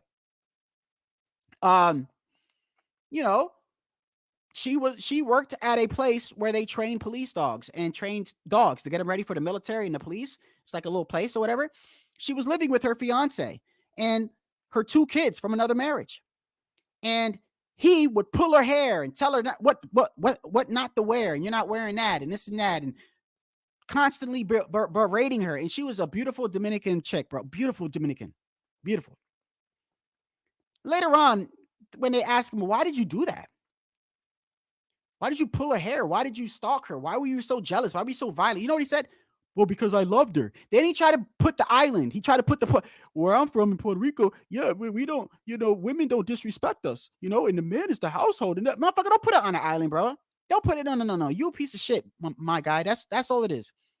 And he said, if I didn't do that, that means I wouldn't love her. If I just let her do whatever she wants. And no. Your definition of love is different than my definition of love, my guy. You're insane. You're insane. So long story short, he put a tracker on her phone. He put it because he had a feeling she's cheating on him. No shit, she's cheating on you, my guy. You're slapping her up every day. You're telling her she's ugly. You're telling her she can't wear this, you can't wear that. Of course she's gonna cheat on you, bro. So he knew that. Put a tracker on her phone. She was talking to an employee. Pops up to the parking lot. He hits her. They call the cops. She runs to her mother's house. He goes to the mother's house and basically had a talk with her in the backyard. She comes back out. She says, everything is okay. We've agreed that we're not going to go out anymore. Okay. He's going to move out of the house once he gets enough money. The mom was like, what? No, he's not going back to the house. She's like, Mom, it's okay. It's okay. We talked it out. We realized we're not going to get married. Everything's fine. We're just please, Mom, please, just drop, don't drop it with the cops. Well, she goes back, never seen again. Didn't go to work, called the mother. They go to the house, blood stains everywhere, and they found out that the blood stains are from the 4-year-old girl and the 5-year-old boy. What a piece of shit he is, bro. But he says he loved her. So his definition of love is different. So people have a definition of pound for pound. What is your pound for pound? Like, what is your definition of pound for pound? What is your definition? My definition of pound for pound is a person that is probably the best in his weight class and can move up or can move down and be the best there too. So it's not always necessarily also in pound for pound. I think accomplishments have to do a lot with it. I'm not going to call a prospect or somebody who's never held a major world title a pound for pound. That's just how I look at pound for pound. Some people don't look at it like that. If you say Jerron in his boots is your pound for pound, that tells me your definition is not the same as mine. I think it was, Tycho. Yeah. I remember watching it yesterday, and I just remember just thinking the guy's a piece of shit, bro. He's a piece of crap. Felix Verdejo, same way. Felix Verdejo I think he had a wife and was had a girlfriend and got her pregnant and killed her. You see what I'm saying? Like, your definition of love is not the same as mine. So it's like, people just have their own different definitions of it. It is what it is. And I think in boxing, people have their different definitions of what they think is what. Like, okay, perfect example. Let me use Devin Haney for an example. And I want y'all to be completely honest. Do you think when Devin Haney is clinching all the time and jabbing and moving around and using his ring IQ, do you believe he's running or do you believe he's fighting? It's a simple question. Or were you one of the ones that thought Floyd ran at times? I think they're fighting. Okay. They're not exciting at times. I'm not necessarily Floyd, because to me, what Floyd did was like an art, bro. That was a bad, especially Pretty Boy. Bad motherfucker, bro. You got to give it to him. It was a bad motherfucker. Now, I do think that later on in his career, of course, he waited for certain fighters and moved. He changed the way the game is right now, man. He changed the way the game is. He changed the way boxers move. Floyd put a dent in boxing, good and bad. Let's just leave it for what it is. Good and bad. What good did he do? Floyd was the first person, in my opinion, to start those little boxing 24s, I'm not talking about like the ones we used to get with Felix Trinidad versus De La Hoya. Those were good. They had the back in the camp, and even the Mike Tyson and the Lennox Lewis. They still had those. He was the first one to have like the boxing 24, like behind the scenes, like in the house chilling, and follow me to McDonald's and follow me while I go do yoga and everything, right? And then not only that, but he was the first one to start like boxers getting paid buku amounts. Now boxers always there's a lot of Marvin Hagler got paid, Sugar Ray got paid, but he changed the way the game, he put a dent in it for good, in my opinion. He brought a lot of attention to boxing. He also put the whole emphasis on the whole black versus Latino. He loved playing off that. He loved playing the black and Latino. I mean, when you look at it, how many black fighters did Floyd fight? In his early days? In his early days, yeah. Yeah, he fought some what was the dude that I liked? The dude that rocked him. He got rocked by him. He was a southpaw. I literally was just watching one of his fights earlier. And later on in his fight, he fought Zab Judah, Sugar Shane, you know. But for the most part, Floyd fought Latino fighters. The same footprint, the same formula that we see Tank doing right now, and a lot of other fighters. He changed the game, bro. Now, not saying they weren't doing that before, but he just did it in a different way. Now, he also put some negative effects on boxing, in my opinion. He put some Now, every boxer wants to go 50-0 and is scared. Not scared of another fighter, but a lot of them are like scared to like take that chance. And you know what? Gotta blame social media for some of that, guys. You gotta blame social media for that, because what happens when a boxer loses? What does our community do? What does what do we do? A lot, not us basically, but a lot of the community, when a fighter loses, they shit all over him. He was never that good, this and that, da. And a lot of these guys are young, so that's gonna get to them. And now they're like, well, I'm not gonna do that again. Like the last time I tried to put everything on the line, shit, they didn't accept me. They stomped on me after I was down.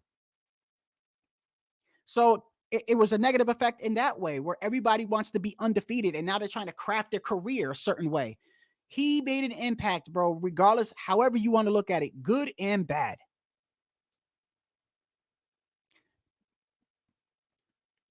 You see, Iceman thinks he ruined boxing. Yeah. If that's how you see, people look at it differently. People look at it. I'm pretty sure Iceman, there are people that think that he changed boxing for the better. You see what I'm saying? You see, it's all how we're viewing it. I think he did good and bad, in my opinion. And I am not a hater, bro. Floyd is one of the best fighters that I've seen since I've been watching boxing. Is he the greatest ever? Well, I can't say the greatest ever, because in my opinion, my definition, I would have to see him fight Sugar Ray in his prime. I would have to see him fight Sugar Ray Robinson in his prime, or all these guys. I would have to see him fight, and we're never going to see it. So the only thing I can say about Floyd is he was definitely one of the best fighters in his generation. Hands down. One of the best fighters in his generation. But Max Kellerman said something that was actually very, very, I think was very, very accurate. Max Kellerman said something very, very accurate about Floyd. He said that when he's comparing Floyd and Manny, he says, well, Manny went 8 divisions. Okay, Manny went from like 108 or 112 or whatever, all the way up to like 140 and got titles in all those divisions and was fighting who's who, smoke after smoke after smoke. He said Floyd, after he fought Oscar, goes into hiatus for a bit, comes back, fights Marquez. Remember when he came back and fought Marquez? What was the main thing about that fight, if y'all remember? If y'all remember, he was being criticized at that time because Marquez was moving up from a lighter weight to fight Floyd. I remember because he was going back and forth. There's that famous interview where Floyd says to him, to the guy, you're a man of many traits, but a master of none, or something. Because the guy was criticizing him. The guy was like, Floyd, we know you're going to beat Marquez. We know. Not only would you beat him in the same weight class, but now you're making the dude's lighter coming up. You see what I'm saying? People were calling Floyd out for some of his antics, but at the end of the day, he's smart. He's brilliant in that aspect, bro. I'm not a hater, man. I'm not. One thing I will never be is a hater, even to a man that I don't like, bro. I cannot understand hatred as far as the way some of these people do. I can't. There are channels that, to be honest with you, channels I used to be friends with that I'm not friends no more. I don't hate them. I don't know how they feel about me, but there are people that literally let hate fuel them, or haterism, or trolls, or whatever it is. I'm not like that. Notice that I guarantee you 95% of the trolls that go in people's channels and talk so much shit and say, I'll do this to your mother, you're a piece of shit, you don't know nothing about boxing. How many of them have channels, guys? How many of them have taken their time out and made a channel and shown their face and no, they don't. You don't even know what half of them look like, bro. 99% of them, you don't even know what they look like, right? Matter of fact, at least some trolls speak. At least some trolls will hop on a panel and have an avatar, and I can at least hear that he's real and he's a man. I don't even know if the ones that talk shit to me is a female, a kid, or even AI generated. I have no idea. So I don't hate on people. I respect people that do what they do. Floyd, I can say that there's criticism that I can, but I can give criticism to a lot of fighters. I give criticism to my favorite fighter of all time, Felix Trinidad. I give him criticism because I don't think he should have never left welterweight. I don't think he should have ever left welterweight. If you notice, when he was at welterweight, he was running through everybody, bro. Everybody. Anybody at 147 could not beat him, bro. Pernell Whitaker. Yes, it was controversial with Oscar, but that's Oscar. But it wasn't just that style, though, because when he fought Whitaker, Whitaker was still a good fighter. Whitaker was still at a good point in the game. Yeah, he had slowed down, but still, isn't that the type of style that's supposed to beat somebody like that? You know, he fought the who's at everybody at 147. Once he moves up, yeah, he was still, he beat Joppy and everything, but then he ran into Hopkins, came back, fought Winky, got blown out by Winky, and then for a cash grab, moves up and fights Roy Jones at whatever the hell weight that was. I mean, if you didn't know what was going to happen in that, and you know what? I laugh at the motherfuckers who actually show the Roy Jones. Look what Roy Jones did to Trinidad. Look what it, no shit. No shit. Really? I mean, come on, man. You guys, see, that's what I'm saying. Some of them is just plain, you just totally ignore the fact, right? That he's like 30, 20. He's never fought at that weight in his life. And yet he's fighting Roy. Like, you see, I don't hate. I think Floyd should get criticism, though. I think that Floyd has a lot to do with fighters not wanting to take chances early on in their career. I think he has a lot to do with that. And I don't know if you guys agree. Yeah, just, hey, you know what I like about you guys too? You guys will tell me if you guys think I'm fucking full of shit. So, hey, it's fine. I don't want everybody to agree with me. I want everybody to just be straight up honest. Shit, who was it? OG and Pounds, they don't agree with me a lot. They be like, nah, I think you're wrong. They just flat out. They're like, nah. What was I talking about? I said Brandon Moreno and whatever. And I think OG was like, shit, that's a good fight. Totally disagree with me. It is what it is. I'm telling you how I feel about Floyd. Floyd did good and bad. He didn't do all bad, bro. Okay? If you sit here and you say Floyd is not a good fighter, you're hating beyond hate, bro. Come on, man. I think he fought Canelo too early. I think he caught Canelo at a perfect time. He caught Canelo at a perfect time. He was very, very young and inexperienced. And I believe he put a catch weight on Canelo, didn't he? Didn't he put a catch weight on Canelo?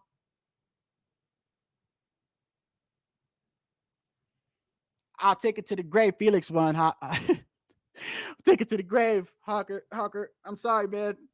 Yeah, Tito won that. Yep. Tito all day over here. I don't want to hear it. You should have told Oscar. Oscar's corner should have never told his ass to lay off after round 6. That's their fault. He fired everybody. Oscar fired everybody. Oscar was like, man, oh hell nah. Y'all the ones that told me to slow down. If he wouldn't have changed, he would have beat Felix, bro. He started running. That to me a little bit. I'm gonna tell you guys that like Oscar. That round 9, I think it was like round 9, round 10. I was borderline running, bro. I was just watching it. I was watching that 2 months ago. Borderline running. Oscar was borderline running from Tito, bro. Damn near. He just threw punches just to throw punches. If you look at the first half of the fight, standing his ground, throwing combinations, right? Later half of the fight, like this, just throwing little tiny, just to kind of like, because I can't go the whole round and not throw a punch. Looking like Devin Haney after he got rocked by Linares. I got to throw something. Or I literally did not fight this round. That's what it looked like for about 2 or 3 rounds, bro. And the judges don't like that. Judges don't like that, man. But y'all know I am biased when it comes to Tito. I will admit I am biased when it comes to Tito. It's Tito. Tito is my favorite. By the way, I do not think Cotto was better than Trinidad. I know other. Oh man, I don't. My boy from Patterson, bro, he really thinks Cotto is better than Trinidad. I said, no way. Not in my opinion. Not in my opinion. And I love Cotto, obviously, too. I love any fighter that represents my people, but I'm sorry, bro. It's Trinidad all day over Cotto. You put those two motherfuckers in their prime, and I'll tell you what happens. Early on, Trinidad's going to get caught. He's going to get caught. Cotto's going to rock him. Might even drop him. Might even drop him in the second or third round. Tito's going to get up, and Tito's going to catch Cotto. He's going to drop him. The problem is with both of them is that when they get hurt, when those two get hurt, their reaction is to go forward. If Tito drops you, the worst thing you could do is go forward, bro. The worst thing you could do. Mayorga did it. Done. Vargas did it. Vargas was a bad motherfucker too. Vargas almost didn't make it out that first round. Came back and started winning rounds. He got dropped in the last round, got up and came forward. He should have just gathered himself. But no, he had, that Mexican blood in him, bro. He was like, no, fuck that. You hurt me, I'm going to hurt you. And got knocked out. I'm telling you what would have happened with Cotto and Trinidad, bro. Cotto would have got knocked down and tried to come forward, and Tito would have fucking put his lights out, bro. I'm sorry. This is what I think. I don't think Cotto was better than Trinidad. Hey, Pounds, you better chill with this shit. I was talking about it the other day. Y'all start talking bad about Tito. I'm gonna start ignoring the messages. I'm gonna act like I don't even see him. I'm gonna be like this. Look, I'm gonna be like, oh yeah, Tito had insane power. And I'm gonna go like this. Go right over to Tycho. Yeah, Tito was a bad man. Act like I didn't even see Pound shit. He did low blow him. He did low blow him, Pounds. He did. And I also said in his defense, Tito's defense, I don't know whether he did it on purpose or not. I don't know. I do know that fighter, and you got to understand me when I say this now. Y'all that know aggressive fighters, like I said, Virgil Ortiz, I believe, is one of them. When you hurt them, bro, when you hurt some of these fighters that got that blood in them, that got that killer instinct, it's pure rage. You understand what I'm saying? It's pure rage. Might not even be paying attention that he threw the motherfucker, bro. He's just trying to throw something to hurt him. He's trying to get his get back. He's embarrassed. When Tito would get knocked down, it looked like he got embarrassed. He would get mad. You can see it on his face. He got dropped by Yuri Boy Campus, and that motherfucker got up and almost killed that man. Hold on, we got somebody on the panel. Y'all know the deal. Make sure. Block the screen. Let's use Sugar Sean. 1, 2, 3. Can you hear me, man? Can you hear me? Hey, Ponce. Okay, let me take him off. I got you. Hey, what's going on, bro? What's going on, man? I'm over here in the comments like, yo, can you see my comments or am I blocked? Oh, yeah, you know what? By the way, I'm glad you brought that up. Hey, yo, I wanted to say something because I want to make it clear. The guys that come here all the time, like Tycho and OG and Pounds and what's his name? Nostalgic, and I think Steven's here a lot. Hulker, Mustang, you guys are the ones I do the live for. So I'm dead ass serious. All these other motherfuckers, these weird motherfuckers that come in here every once in a while, say some stupid shit and leave. I could care less about them, bro. I'm not saying they're not welcomed. Just saying I can care less about them. So I never intentionally, Jonathan's always here too. I never intentionally, and if I'm missing somebody that's always here, please let me know, because that's what I'm trying to say. Sometimes I might not notice, and y'all got to bear with me with the whole reading the comments, because I go live for about, every time I go live, I go my average. I looked at my average for all my lives. I'm averaging. This is what you see in every single live. You see me start off and go, hey guys, I'm only going to do like an hour today. I'm only going to do like a half an hour. And then it's 2.5 hours, 2.5 hours. I'm always over 2 Yo, hours. man, that's your ammo. That's my average, bro. Average. So y'all got to understand that for 2 hours, I got to keep talking. I got to keep talking. I got to keep coming up with topics. I got to keep, I'm freestyling it half the time because when you do a live, right? I pick my topics prior to me hitting record. Well, those topics I pick, shit, I'm done with them within 15 minutes. I'm done with those topics. So now I'm freestyling for an hour and 45 minutes. I don't know how you do it or anybody else does it. I couldn't Right. do it. So I don't mean to miss your comments. You got to understand. I'm trying to consistently come up with new topics and shit to talk about. You know, people that think doing a live is not as easy as you think. Hell no, man. Why haven't you think I started ever a channel, man? No, you would do good. I think a lot of y'all would do good. I could tell by some of y'all. Listen, you know how many times? Do you know how many times Pounds, Tycho, and even I think even today, Hawker, Mustang, and OG. Do you know how many times I'm fucking up and I can't think of somebody, and they're like this. They're like, oh, you're talking about him. Oh, you talking about, they help me out so much because half of the times I'm trying to freestyle. I don't know what the fuck I'm saying. And I'm confused and they help me. They're like, oh, you're talking about him. They help me. You know what I mean? So they're knowledgeable, bro. Anyone can do it. I just think it takes practice. If you go back and look at my first couple of lives, they were horrible. Yeah, but it's got to be natural. You know what I mean? Like you're able to go for it and blah, blah, blah, blah, dale, and you could keep on, you know, it's got to be natural. If it's something that, I mean, to me, I'm just saying it's got to be natural. If it's something that you got, okay, I got to think, I got to make it, keep it going and kind of forcibly make it give up. But yo, man, back real quick onto this. Yo, man, let's assert this clear. Tito Trinidad whooped Oscar De La Hoya's ass. Plain and simple. The man beat him from from like the seventh on. Tito swept those rounds. Man, the man was either Oscar was gassed out or running. Plain and simple. Well, listen, I'm gonna tell you right now though, Tito was getting it handed to him the first 6 rounds, but I will tell you this: it was damn near borderline running. That I think it was the 9th or 10th round. I looked at the round. One of them was Oscar. I couldn't believe it was Oscar. He literally ran for he threw punches only to throw them to technically say I threw some punches. Right. I mean, he was gassed. And I know De La Hoya did not sweep the first 6 rounds. I think he won. I think he won them though. I think he won them. I think he won. He won what? It could have gone either split 3-3 or 4-2. Oscar. I think that's your little bias with the team. I get it. No, I mean I watched that fight and I scored it myself not too long ago. I can't say not too long ago, but I scored it. I do remember right after the fight, the first thing Tito did, he jumped up on the ropes into the Mexican and Puerto Rican crowd. He went like this, jumped up to the ropes and said, hey, what you want me to do? He's like this all night. He went just like this. This guy goes like this all night. He go like this all night. Which he was like, what you want me to do? What you want me? Like Tito was ready, you know.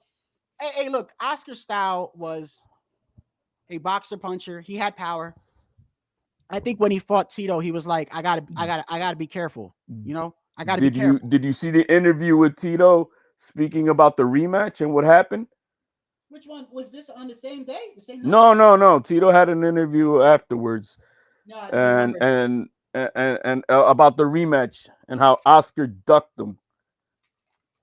They had everybody. It was Don King, both sides representatives. They're all at the meeting to conclude so they can redo this rematch. And guess who didn't show up?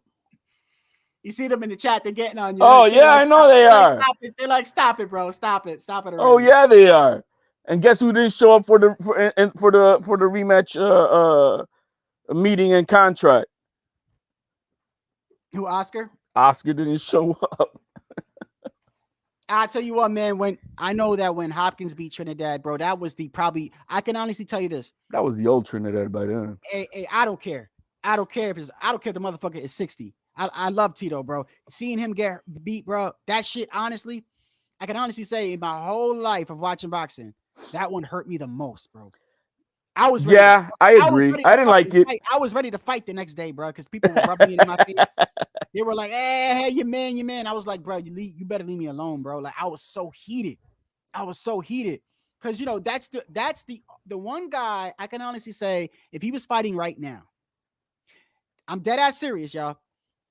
If he was fighting right now, I'd probably be a narrative channel for Tito. I'd probably be like, like every video, Tito, y'all running from Tito. And even if you brought facts, I'd probably be like blind to it. Like, he was the only fighter I was like that way. I wasn't even like that with Cotto, which, by the way, I agree that Cotto he shouldn't have left maybe 154 should have been his max. I think. You know what I mean? You think Cotto would have beat Trinidad in their prime? Oh no, no, I got Tito. I got Tito stopping Cotto. I got rounds. Tito stopping Cotto. I don't think Yeah, it goes. I don't think it goes. Cotto's too much of a dog to not stop coming that's what I'm saying. forward, and he's gonna get knocked the fuck out late rounds. He's gonna get dropped and he's gonna come forward. Yeah, he's gonna get knocked out. He gets knocked out. And when you get dropped by Trinidad, I'm telling you, that is the one time you want to do the Huggy Bear Devin Haney. Absolutely. That is the one time you want to take your time and gather yourself, because he's already in a groove. He caught you with that left, bro. He did it, bro. He did it to Vargas. He did it to Mayorga. Every time he dropped them, those motherfuckers had heart and they came forward, and it only made it worse, bro. It only made it worse. Here, I'm looking. I'm trying to see if I can find my scorecards, man, because I know I gave Tito 8 through 12. Because when I rewatch them, I like to keep the what I scored it as. Damn. I know Tito. I had Tito 8 through 12. I remember that because I remember everybody saying, "Oh, that." I'm like, man, that dude was running all the last those rounds. So it was 8 through 12 Tito, and Tito had to have. I think I gave it. It was like it was 7-5. I think is what I gave the fight, if I'm not mistaken. Oh, you know what? Pounds brought up a good Pounds. You know what? Yes, I still okay. You know how like Wilder people have like the crazy Wilder fans have like their excuses and stuff, right? That is my excuse, Pounds. When it comes to Tito losing the Oscar, 9/11 happened. They were supposed to fight that Saturday, and the fight got pushed 2 weeks because of 9/11, and it fucked Tito up. That's my excuse, bro. If the fight would have happened that day, it wouldn't. I'm gonna say that. Was it? Yes. 9/11 happened. And they did not have the. I could pull it up right now. I could pull it up for you. Watch this. I could pull it up for you. Was it? Yes. They were supposed to fight Hopkins and Tito after 9/11. They pushed it to 2 weeks, I think it was. No, they couldn't have, could they? Because it was such after 90. No. Yes, I'm telling you. I am telling you. Watch, HOD. Watch. Everything was shut down. Watch. For 2 weeks later only? Right here. Can you see? Right here. The bout was originally scheduled for September 15th, but because of the September 11th attacks, it was postponed until September 29th. Really? The event marked the first time it was aired on HBO pay-per-view. I remember, Pounds is correct, because I remember. I had the whole day, bro. I had a watch party at my house, bro. I had everything set up. My father was a Tito. Damn, I couldn't remember that. We had liquor, we had barbecue, we had everything. I had friends. Yo, we were callous, bro. For us to still celebrate that shit too, just a couple weeks later. Listen. It didn't matter, bro. We were. It didn't matter, man. You look at Tito saying all his shit after. Hey, man, am I worth the 10 million or not? Done? Am I now worth the 10 million? Oh shit! I remember that fight because that night I got locked up and I didn't catch the fight. I had to learn who won. No, that was the Oscar De La Hoya fight. The Hopkins fight. I remember. We had we had the biggest party that there was, bro, and it was silent when he was getting his ass whipped, bro. I was so mad, bro. I don't even like thinking about it.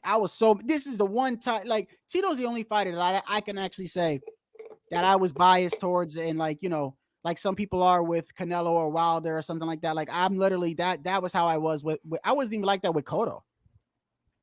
I wasn't even like that with Cotto. Yeah, I mean, I remember being really pissed off about it, not only on his performance, but not getting that get back for what Hopkins did with our flag, man. So Yeah, that shit, bro. I'm surprised Hopkins made it out of there, bro, after doing that, bro. You know, but hey, man, it was good promotion and stuff. Not that I condoned it. I was pissed off about it, but yo, man, Hopkins is a good dude, man. Hey, hold on one second.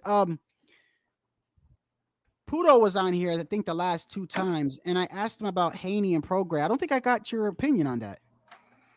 No, I don't. Yeah, what do you think is going on with Haney and Prograis? What do you think happens in that fight? Man, As it gets closer, I'm still looking at it 50-50. But as it gets closer, I don't know. I'm starting to change. I have it 50-50 because I just know I know how Haney performs versus lefties. And I think Jojo Diaz, had he had power, he would have stopped them. Same thing with Loma.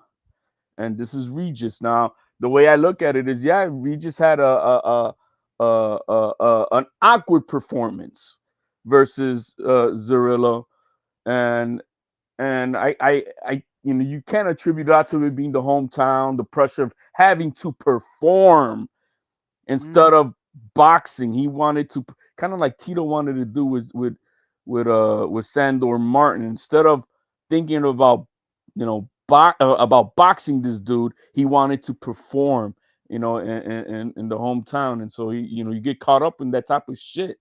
Now, I do know that is Regis at least as good as Jojo Diaz.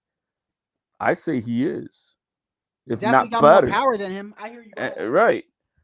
So I see the avenue for how Regis could beat Haney, but look at Haney's performances. Everybody forgets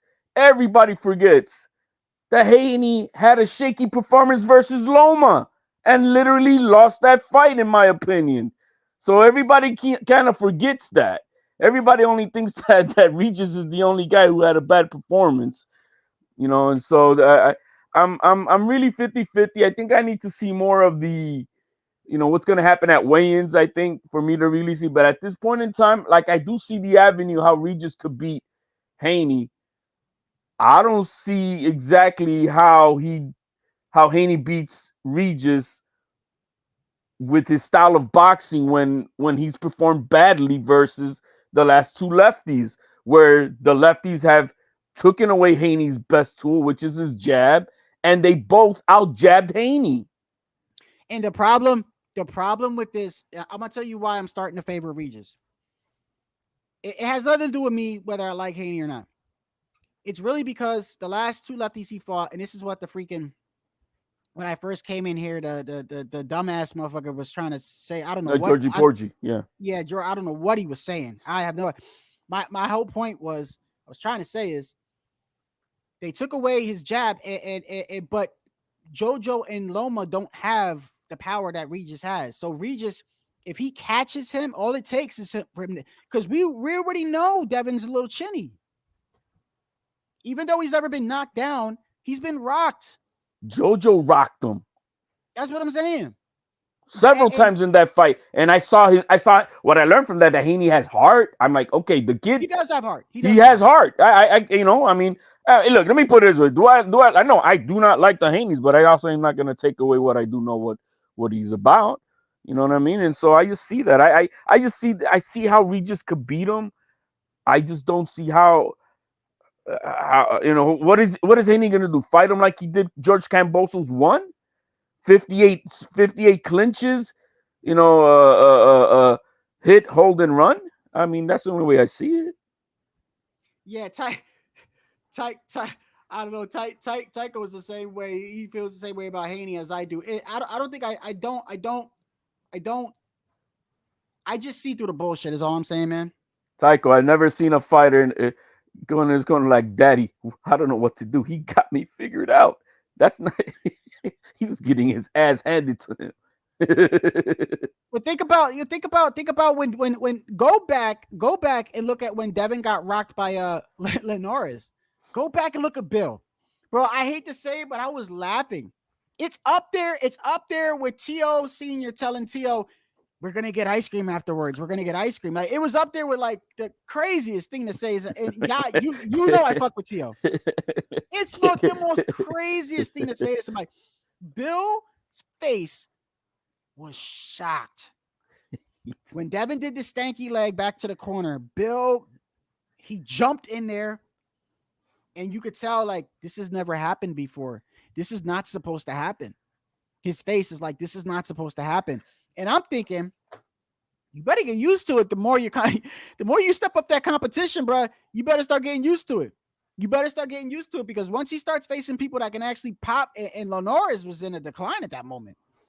Linares lost 3 of his last 6 fights by that time, all by knockouts, and all his losses at that time, all 5 of them have been by knockout until he met Devin Haney. And then after he lost to Devin Haney by his first decision, Linares' next fight got knocked out. So I think Linares' last couple of losses have all been knockout. Right. Well, no, he didn't get stopped by this young kid. Who did? Catterall. Catterall fought. That was his last fight where he retired. Look, maybe I'm seeing it wrong, because I know, like Poodle comes here sometimes. He thinks Devin beat Shakur. I'm sorry, bro. I don't see any way Devin beat Shakur. I'm sorry. That doesn't happen. That doesn't add up to me, bro. No, that math don't add up to me. Yeah. At all. Shakur's aggressive. He may not have a lot of pop. He's aggressive. And he's he's turned it around. I mean, what made me a Shakur fan was, he was in the same lineage of style of fighter as Devin Haney, up, all the way through fighting Nakatili. And in that fight, he had every opportunity of stopping Nakatili, but he kept on running around doing the Devin Haney thing. And, that was the one. Yeah, HID, and he apologized. That was the one fight where I got on Shakur. I said it looked like you could have just put Devin in there. Yeah, and so it was such a boring ass fight, and even Crawford was at that fight, and so yeah, he should have stopped the dude. He should have stopped him like by the 6th, 7th round. And so after that fight, he literally apologized. He apologized to his fans, promised that will never happen again. And guess what has happened ever since then? He's beating everybody's ass toe to toe in the box. Great defense. I'm glad you said that, because people that don't like Shakur make it seem like he don't, bro. He stands there, bro. No, what are y'all watching?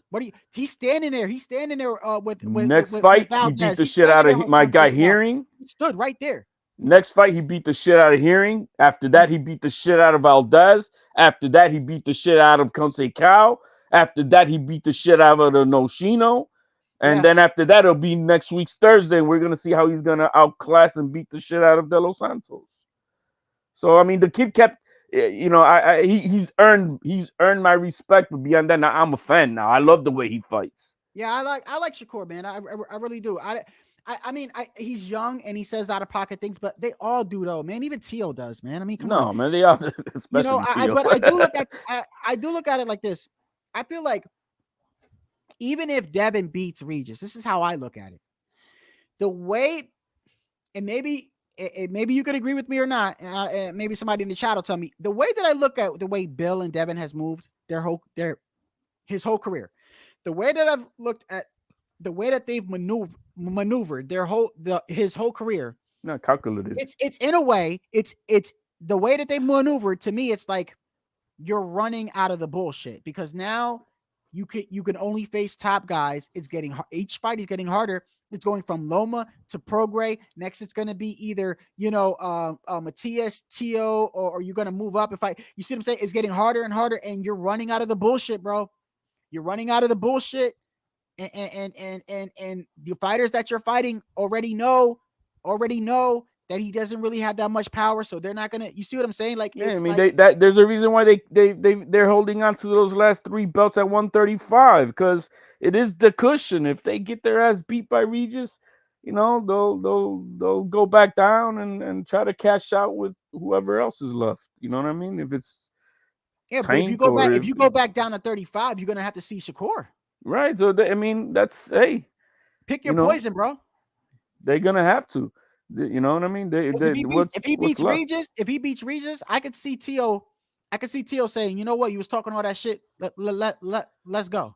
Well, no, I mean that's why the WBO gave Devin Haney the deadline was to become the mandatory to the 140-pound champion. Whether it would have been had Tio retired, it would have been Barboza, and if Tio didn't retire, it would be Tio. You know what I mean? And he avoided it.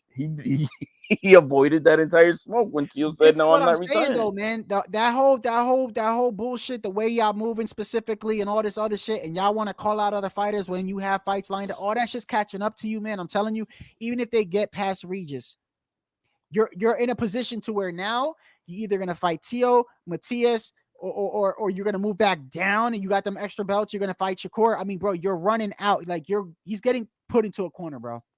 He's getting put into a corner. I'm telling you, it's just a matter of time. It's a matter of time before we wake up on Sunday and there's going to be thumbnails all over the damn boxing community. I'm telling you, it's just a matter. It might even be this fight. Yeah, look, man. Before the performance that Regis had versus Zorilla, there was not a soul on this planet that thought that Devin Haney beats Regis. Before that Zorilla Say that fight, again. before the Zorilla fight, Regis Prograis had with Zorilla, there was not a soul that was gonna be picking Haney over Regis. I could say I was in that boat too. I wouldn't. No way. I thought no, man, Haney getting knocked the fuck out. So he had the bad performance versus Zorilla, or whatnot, however you want to look at it. I don't think it was that bad. I gotta, you know what? I want to see if I could rewatch that fight, and see how it plays out. He was getting caught with punches that he normally didn't get caught with, and He was trying to force the action versus a guy who's literally running, man, and that's a problem because he wants to. When you want to perform for your audience, especially, and that was his first hometown fight ever.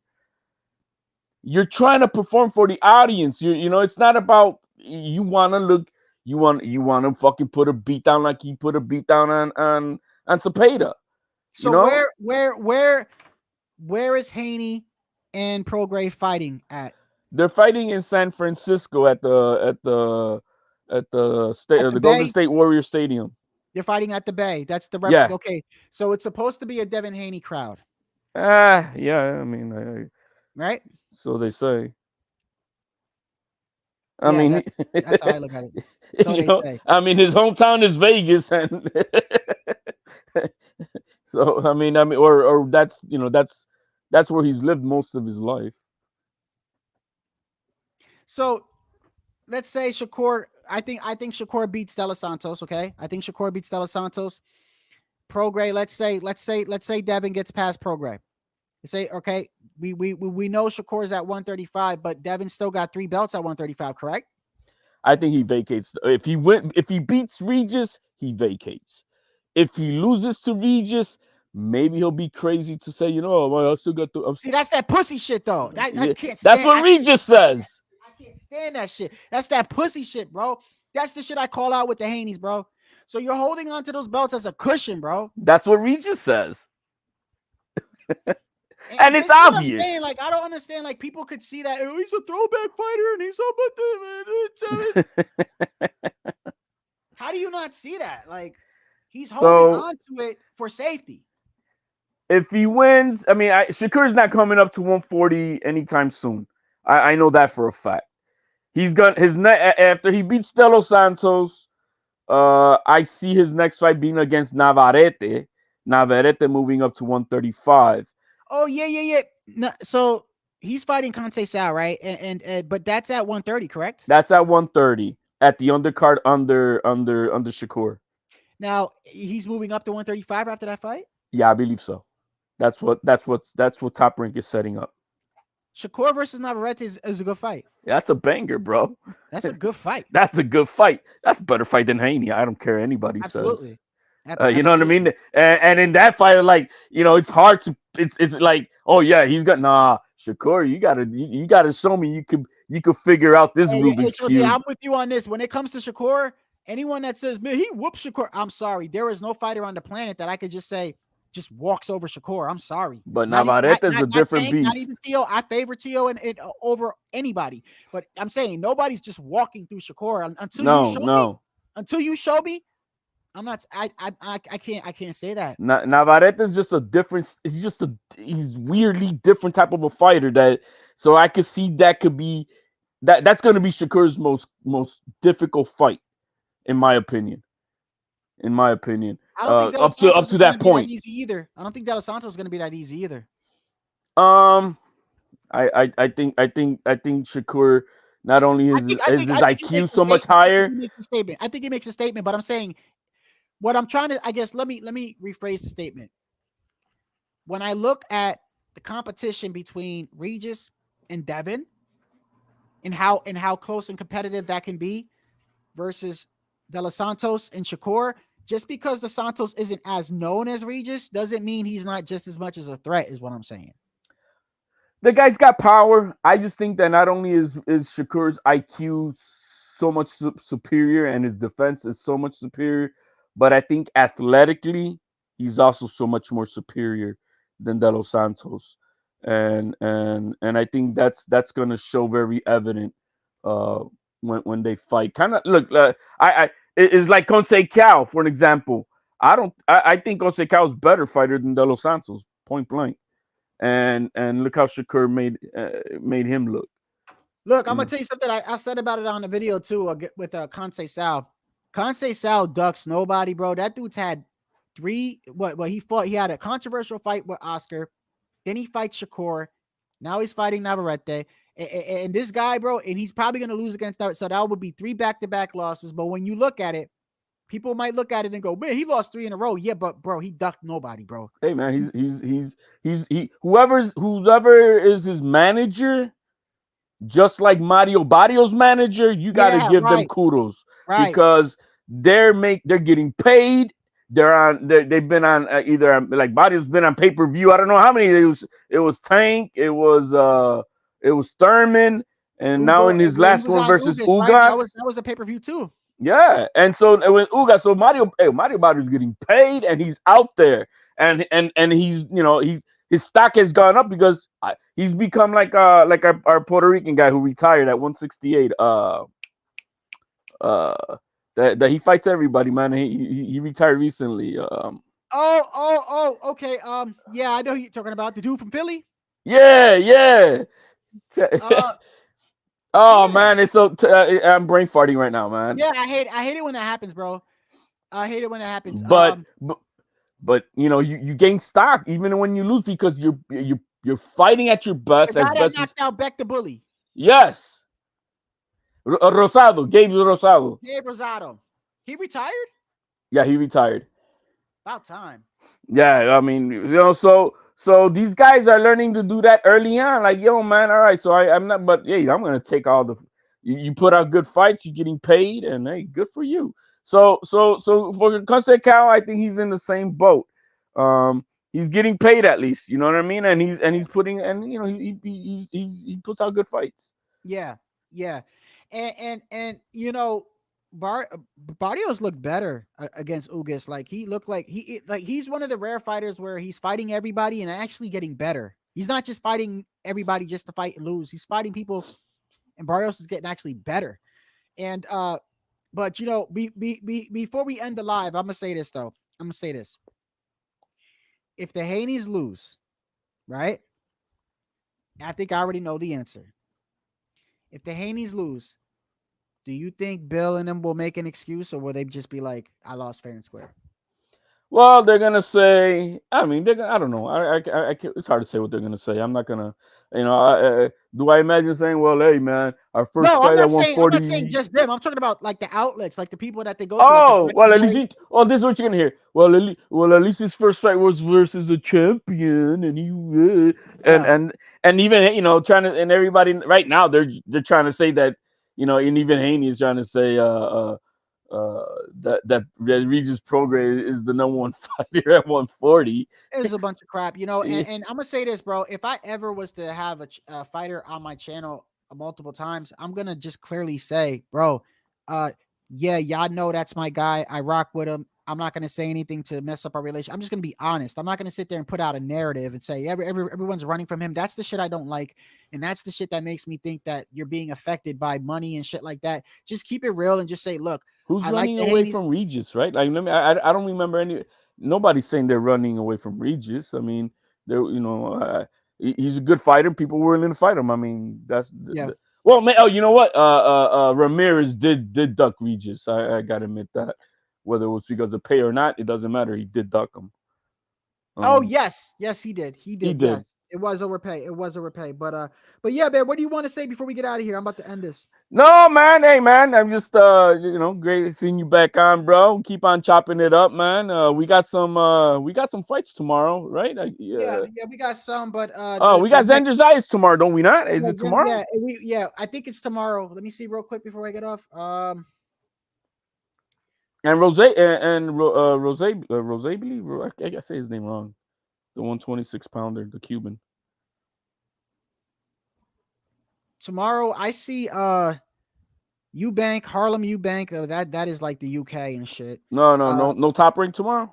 No. The next one is November 16th. Shakur Stevenson and De Los Santos, and we also have Diego Pacheco is going to be fighting under the zone, and the undercard obviously is Navarrete versus Conceição, and I believe on that undercard also with the Top Rank undercard they always have.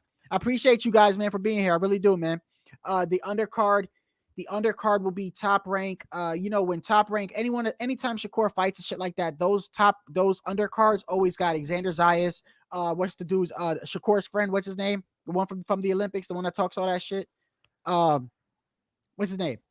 What, Keyshawn? Yeah, is it Keyshawn? They usually have either. Well, Keyshawn got suspended for 90 days, so he ain't fighting. I'm saying when any of those fighters fight from Top Rank, they usually have all the top prospects fighting. All the top prospects, right? They'll have Xander Zayas, they'll have Keyshawn, they'll have there's a couple of other dudes on there that I know their name that are upcoming. They usually try to put a lot of them on there so that it's. I like it, man. I like Top Rank. I like man. it. It's short. It's sort of like a showcase. It's it like is showing a showcase. you. Like, remember, they were doing that with what's his name, Berlanga, for a long time. They were doing that with Berlanga. He was like the king of the undercards. Like they were showcasing him. That's when he was getting all the first round knockouts and everything. And then so that's what they're doing with a lot of these prospects, which I like what they're doing. They do. Yeah, Xander Zayas is headlining for the first time now.